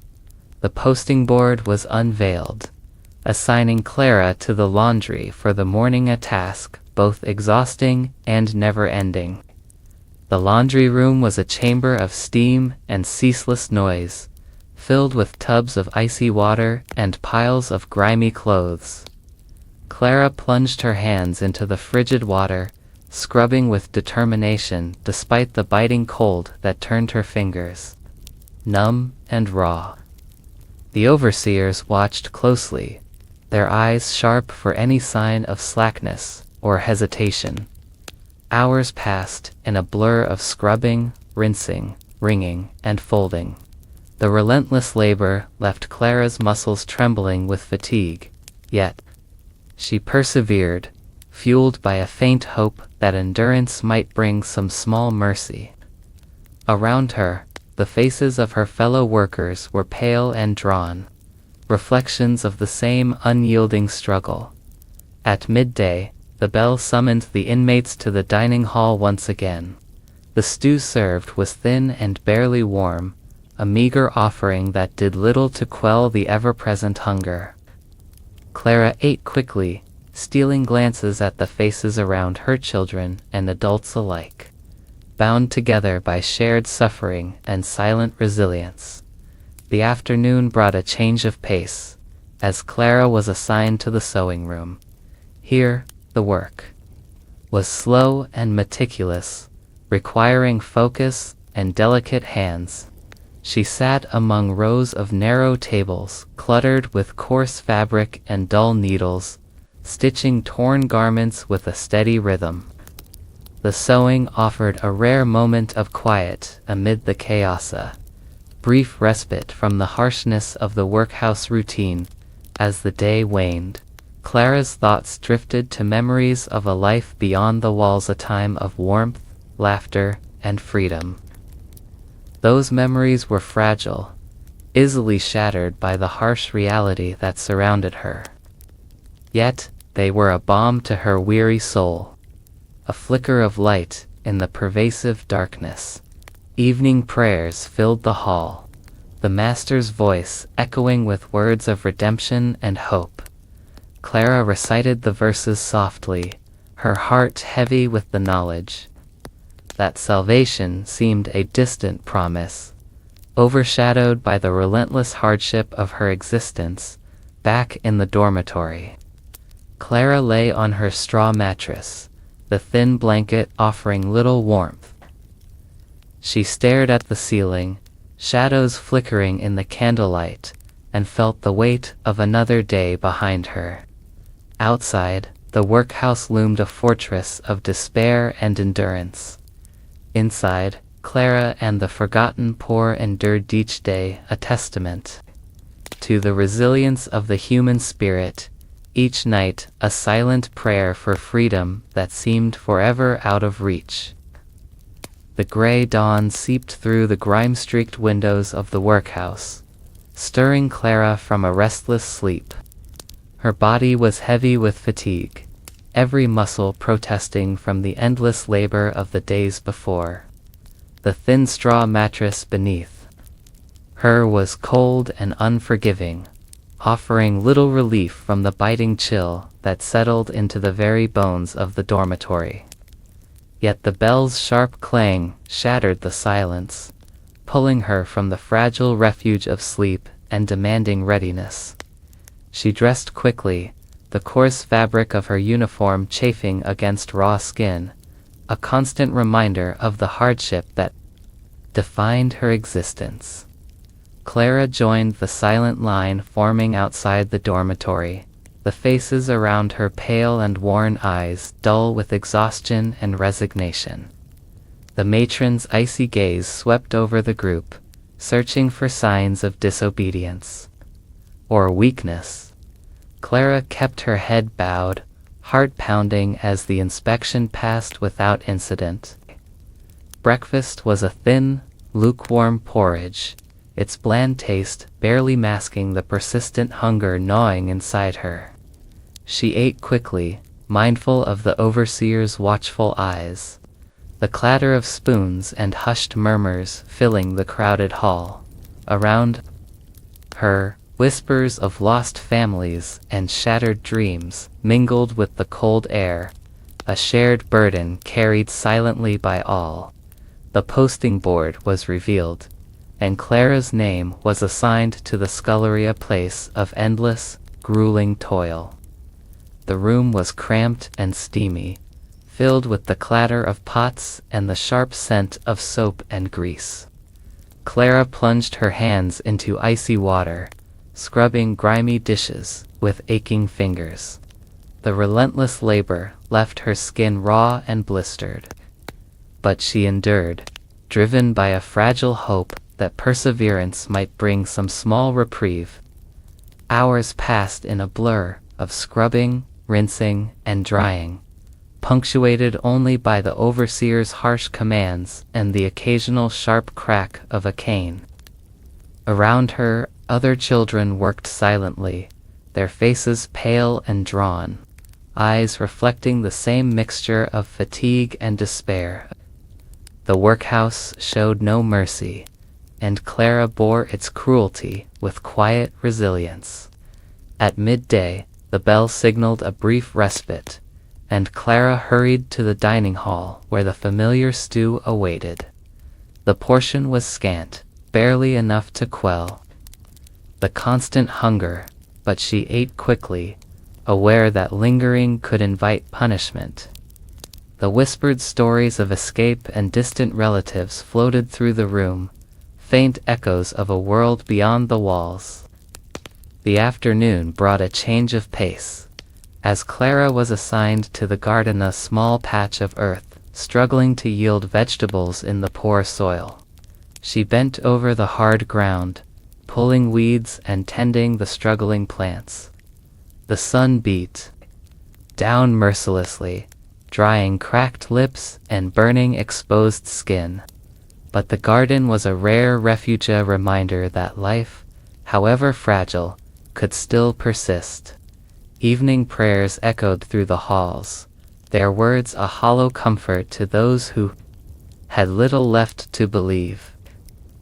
Clara recited the verses softly, her voice a fragile thread in the chorus of weary souls. The promise of salvation felt distant and elusive in a place defined by suffering. Back in the dormitory, Clara lay on her straw mattress, the thin blanket offering little warmth against the chill. She stared at the ceiling, shadows flickering in the candlelight, her mind drifting to memories of a life lost, a world of warmth, laughter, and freedom.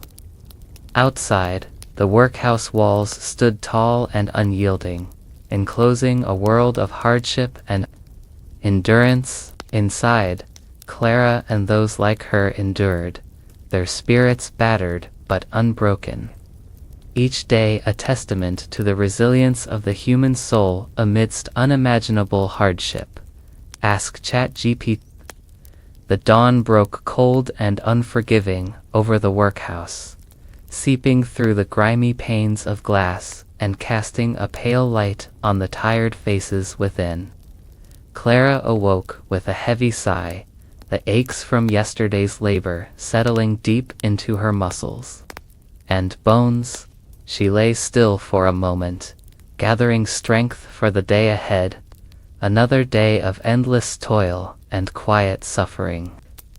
The bell rang, sharp and final, pulling her from the fragile comfort of sleep. She dressed quickly in the coarse, threadbare uniform that bore the stains of countless days.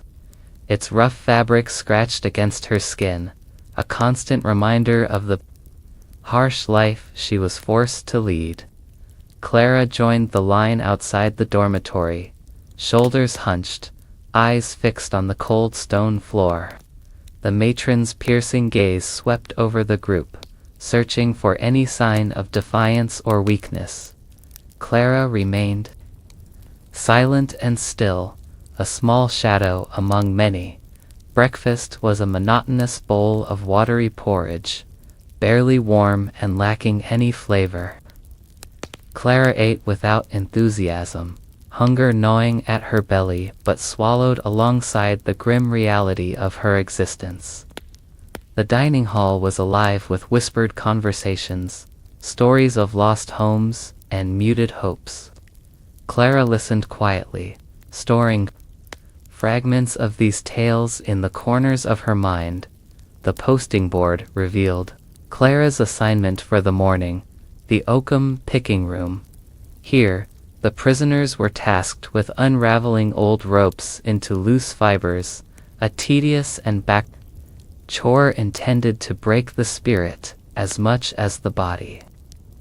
Clara took her place among the others, grasping a coarse length of tarred rope and beginning the slow, painful process of teasing apart the stubborn strands. The room was dim, the air thick with dust and the faint smell of tar. Clara's fingers bled as they worked, the rough fibers cutting into her skin. The overseer's sharp commands echoed off the walls, urging speed and precision. Any hesitation invited punishment, a cruel reminder of the power wielded within these walls. Hours passed in a haze of repetitive motion and aching limbs. Clara's mind drifted to memories of a life before the workhouse, the warmth of her mother's embrace, the gentle laughter of childhood, the fleeting freedom of open fields. These thoughts were fragile and fleeting, but gave her strength to endure. At midday the bell rang, signaling a brief reprieve. Clara hurried to the dining hall, where the familiar stew awaited. The portion was small and thin, barely enough to quell the relentless hunger, but she ate quickly. Aware of the overseers watching closely, the afternoon brought a shift to the garden, a neglected patch of earth behind the workhouse walls. Clara bent over the soil, pulling weeds and tending the struggling vegetables. The sun was merciless, drying cracked lips and blistering exposed skin. Yet, the garden was a rare place of quiet, a fleeting escape from the endless demands of the workhouse. Evening prayers filled the hall once more, the master's voice echoing words of hope and redemption. Clara recited the verses softly, her heart heavy with the knowledge that salvation was a distant promise, overshadowed by the harsh reality of her daily life. Back in the dormitory, Clara lay on her straw mattress, the thin blanket offering little warmth against the cold night. She stared at the ceiling, shadows flickering in the candlelight, thoughts swirling between pain, memory, and faint hope. Outside, the workhouse walls stood as cold and unyielding as ever, enclosing a world of hardship and endurance. Inside, Clara and the forgotten poor clung to the fragile threads of hope, each day a testament to survival, each night a silent prayer for freedom that seemed forever beyond reach. The dim morning light crept cautiously through the narrow windows of the workhouse dormitory, casting long, cold shadows over the weary forms that lay upon thin straw mattresses. Clara awoke with a deep ache in her bones, a dull reminder of the unrelenting toil that had worn away at her spirit. The chill in the room seeped into her skin, but the urgency of the day's demands left no room for complaint or rest. With practiced movements, Clara pulled on the coarse uniform that bore the marks of countless days of hardship. The fabric was rough against her tender skin, and she winced as it caught on bruises and scratches from yesterday's labors. Joining the line of children and adults waiting for inspection, Clara's eyes lowered to the cold stone floor, seeking to avoid the matron's sharp and unforgiving gaze. The inspection was swift and silent, yet it carried the weight of a threat. In every scrutinizing glance, Clara stood still and silent, heart pounding, until the matron moved on. The line progressed slowly, the shuffle of worn shoes echoing through the hollow corridors. Breakfast was a thin, lukewarm porridge, served with mechanical efficiency and little warmth. Clara ate quickly, hunger gnawing at her insides, a dull and persistent ache that no amount of food could fully quell. Around her, whispered conversations floated through the dining hall, fragments of stories, hopes and despair shared in hushed tones. The posting board announced Clara's task for the morning, the weaving room. Here, the prisoners sat at creaking looms, their hands deftly guiding threads to create the coarse fabric that would clothe the workhouse inmates. Clara settled at her loom, the wooden frame worn smooth by countless hands before hers. The work was tedious and demanding, requiring steady hands and patient focus. Clara's fingers ached as they moved rhythmically, the shuttle passing back and forth with a soft clack that filled the room. The overseer moved silently among the workers, her cold eyes sharp and unforgiving. Mistakes were met with reprimands, swift and severe. Hours passed in a blur of repetitive motion, the clatter of the looms a steady backdrop to Clara's quiet thoughts. She imagined a world beyond these walls, a world of freedom and light, of open fields and gentle breezes. These dreams were fragile and fleeting, but they sustained her through the long hours. Midday brought a brief respite as the bell rang, signaling the time for the meager midday meal. Clara joined the line to the dining hall, where the familiar stew awaited. The portion was small, barely enough to quiet the persistent hunger, but she ate quickly. Mindful of the overseer's watchful eyes, the afternoon brought Clara to the laundry room, where the air was thick with steam and the scent of harsh soap. Her hands plunged into icy water, scrubbing and rinsing with aching fingers. The labor was relentless and punishing, yet Clara endured, drawing on a deep well of resilience. As evening fell, prayers echoed through the cold halls. Clara's voice was soft and weary as she recited the familiar verses, the words offering little comfort in a place defined by suffering. Lying on her thin mattress, she stared at the ceiling, shadows flickering in the candlelight, thoughts drifting between pain, memory, and a faint glimmer of hope. Outside the workhouse stood as an unyielding fortress, a monument to endurance and despair. Inside, Clara and the forgotten poor clung to the fragile threads of survival. Each day a battle, each night a silent prayer for freedom that seemed forever out of reach. The relentless rhythm of life inside the workhouse began once again with the piercing clang of the morning bell, rousing Clara from a fitful sleep on her thin straw mattress. The cold of the dormitory seemed to seep into her very bones, but she knew there was no reprieve from the hardships that awaited. With slow, tired movements, she pulled on her coarse uniform, its rough fibers chafing against her raw skin. Joining the queue of pale, weary faces, Clara bowed her head beneath the matron's ruthless inspection.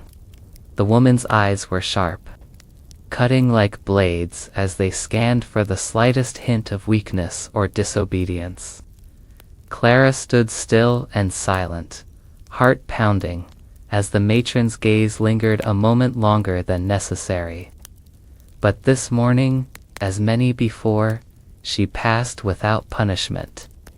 Breakfast was the same meager bowl of thin porridge, lukewarm and lacking any real nourishment. Clara ate quickly, hunger gnawing at her with a dull, constant ache.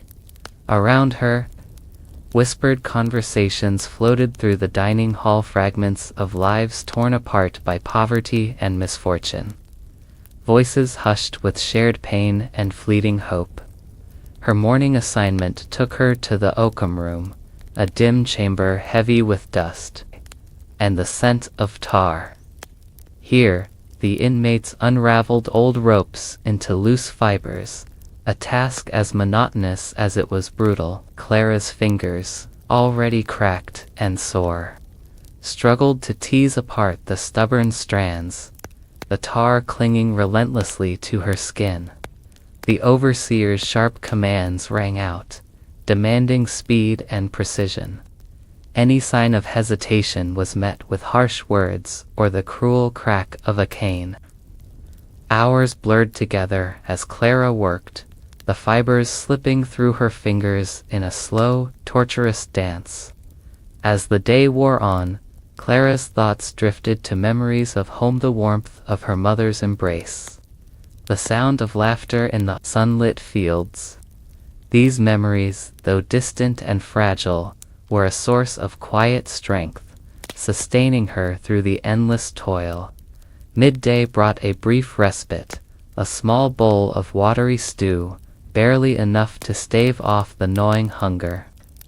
Clara ate quickly, stealing glances at the faces around her fellow prisoners sharing the same fate, bound together by suffering and silent endurance. The afternoon was spent in the garden, a bleak patch of earth struggling to yield life amidst neglect and poor soil. Clara bent over the soil, pulling weeds and tending the struggling vegetables, the sun beating down mercilessly on her cracked lips and blistered hands. Yet, the garden was a rare refuge, a place where life persisted against all odds. Evening prayers echoed through the cold stone halls. Clara's voice was soft and weary as she recited the familiar verses, her heart heavy with the knowledge that salvation was a distant promise.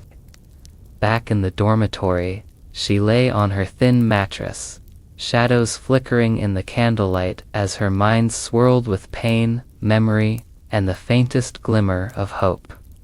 Outside, the workhouse stood as a grim fortress, enclosing the forgotten poor within its walls. Inside, Clara and those like her endured, each day a testament to resilience. Each night a silent prayer for freedom that seemed forever beyond reach. Ask ChatGPT. The first light of dawn barely touched the damp walls of the workhouse when Clara's eyes fluttered open, the cold air biting at her exposed skin.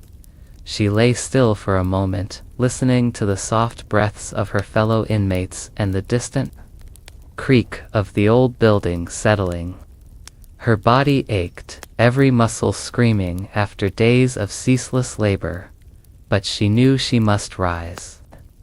The bell's harsh toll would soon summon her once more into the relentless grind. The coarse uniform scraped against her skin as she dressed hurriedly, the fabric worn thin from years of use. She joined the line forming outside the dormitory. Faces pale and hollow-eyed, shadows of their former selves. The matron's sharp gaze swept over the group, an unforgiving judge searching for signs of weakness. Clara kept her head low, heart pounding, but she escaped notice this time. Breakfast was the same meager portion, a bowl of thin, lukewarm porridge that barely quelled the gnawing hunger inside. The dining hall was alive with low whispers, stories of loved ones lost, dreams shattered, and faint hopes clinging to the possibility of escape.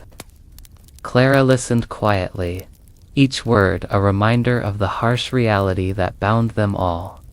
The morning task was back in the weaving room, the wooden looms creaking as Clara and others worked tirelessly to produce coarse cloth destined for uniforms.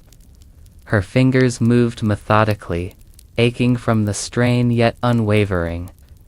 The overseer's sharp voice cut through the air, demanding faster work and punishing any mistakes. Hours slipped by in this rhythm of repetition, punctuated only by the relentless drone of labor and the occasional sharp reprimand. Clara's mind wandered to memories of sunlit fields and laughter, ghosts of a life before this cage of stone and sorrow.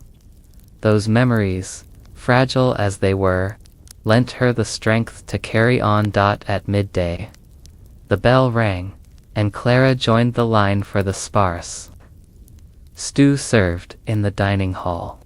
The portion was scant, the tastes bland, yet it was a brief moment to rest and refuel. Around her, the faces of her fellow inmates mirrored her own weariness and determination. The afternoon was spent in the laundry, where Clara scrubbed clothes in freezing water, the chill seeping into her bones. Her hands were raw and cracked, but she pushed on, driven by the faint hope that endurance might one day lead to release.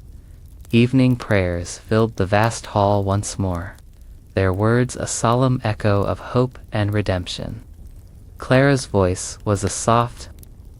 The final dawn inside the workhouse broke, as cold and unforgiving as all the ones before it.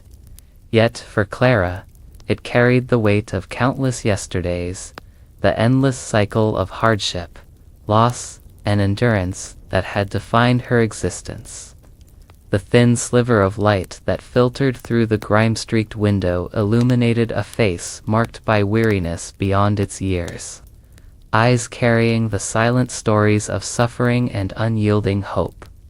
She rose slowly, the ache in her limbs a constant companion, the rough fabric of her worn uniform scratching against the skin that had grown accustomed to discomfort. The bell rang its harsh summons, echoing through the stone corridors and stirring the occupants from their fitful sleep. Clara joined the line, shoulders heavy but unbowed, ready to face the day's demands once more. The matron's inspection was as merciless as ever, eyes sharp and searching, seeking any sign of weakness to punish. Clara held her gaze low, heart steady, determined not to give them the satisfaction of faltering. The line moved forward, footsteps echoing through the hollow halls, a somber procession of forgotten souls. Breakfast was the usual thin porridge, the lukewarm meal barely dulling the persistent hunger that gnawed at her belly. Clara ate in silence, the clatter of spoons and soft whispers of the others filling the crowded dining hall. Around her, stories of lost families and shattered dreams floated like ghosts, haunting the fragile hope that still flickered within. Her assignment for the morning was to the laundry, a place of steam, cold water, and ceaseless scrubbing. Clara plunged her aching hands into icy water, scrubbing with a determination born of necessity. The overseer's sharp commands cut through the thick air, a constant reminder of the strict order maintained within these walls. Hours passed in a blur of toil, the ache in her muscles growing but never enough to break her spirit. The brief midday meal offered scant relief, a thin stew, its warmth barely touching the cold inside her. She ate quickly, aware of the watchful eyes, sharing silent glances with others who bore the same burden. The afternoon found Clara in the garden, the small patch of earth behind the workhouse struggling to yield life amid neglect. She knelt among withered plants and stubborn weeds, the sun beating down relentlessly on her cracked skin. Yet, the garden was a rare place of quiet, a fleeting sanctuary, where the promise of growth and renewal briefly lifted the weight of despair. As dusk settled, the prayers echoed once more through the cold stone halls. Clara's voice was soft and weary, the words a fragile thread linking her to a hope that seemed forever just out of reach. Lying on her thin mattress that night, she stared at the ceiling, shadows flickering in the candlelight, thoughts drifting between pain, memory, and a faint spark of endurance. Outside, the workhouse stood tall and unyielding, a fortress of suffering and resilience, enclosing a world forgotten by time and society. Inside, Clara and those like her endured. Their bodies were battered, their spirits tested, but they carried on each day, a testament to the indomitable will to survive. Each night a quiet prayer for a freedom that seemed forever beyond the horizon. And though the world outside may forget them, inside these walls, their stories lived in silent endurance, in shared pain, and in the fragile hope that one day, the forgotten poor might finally be remembered.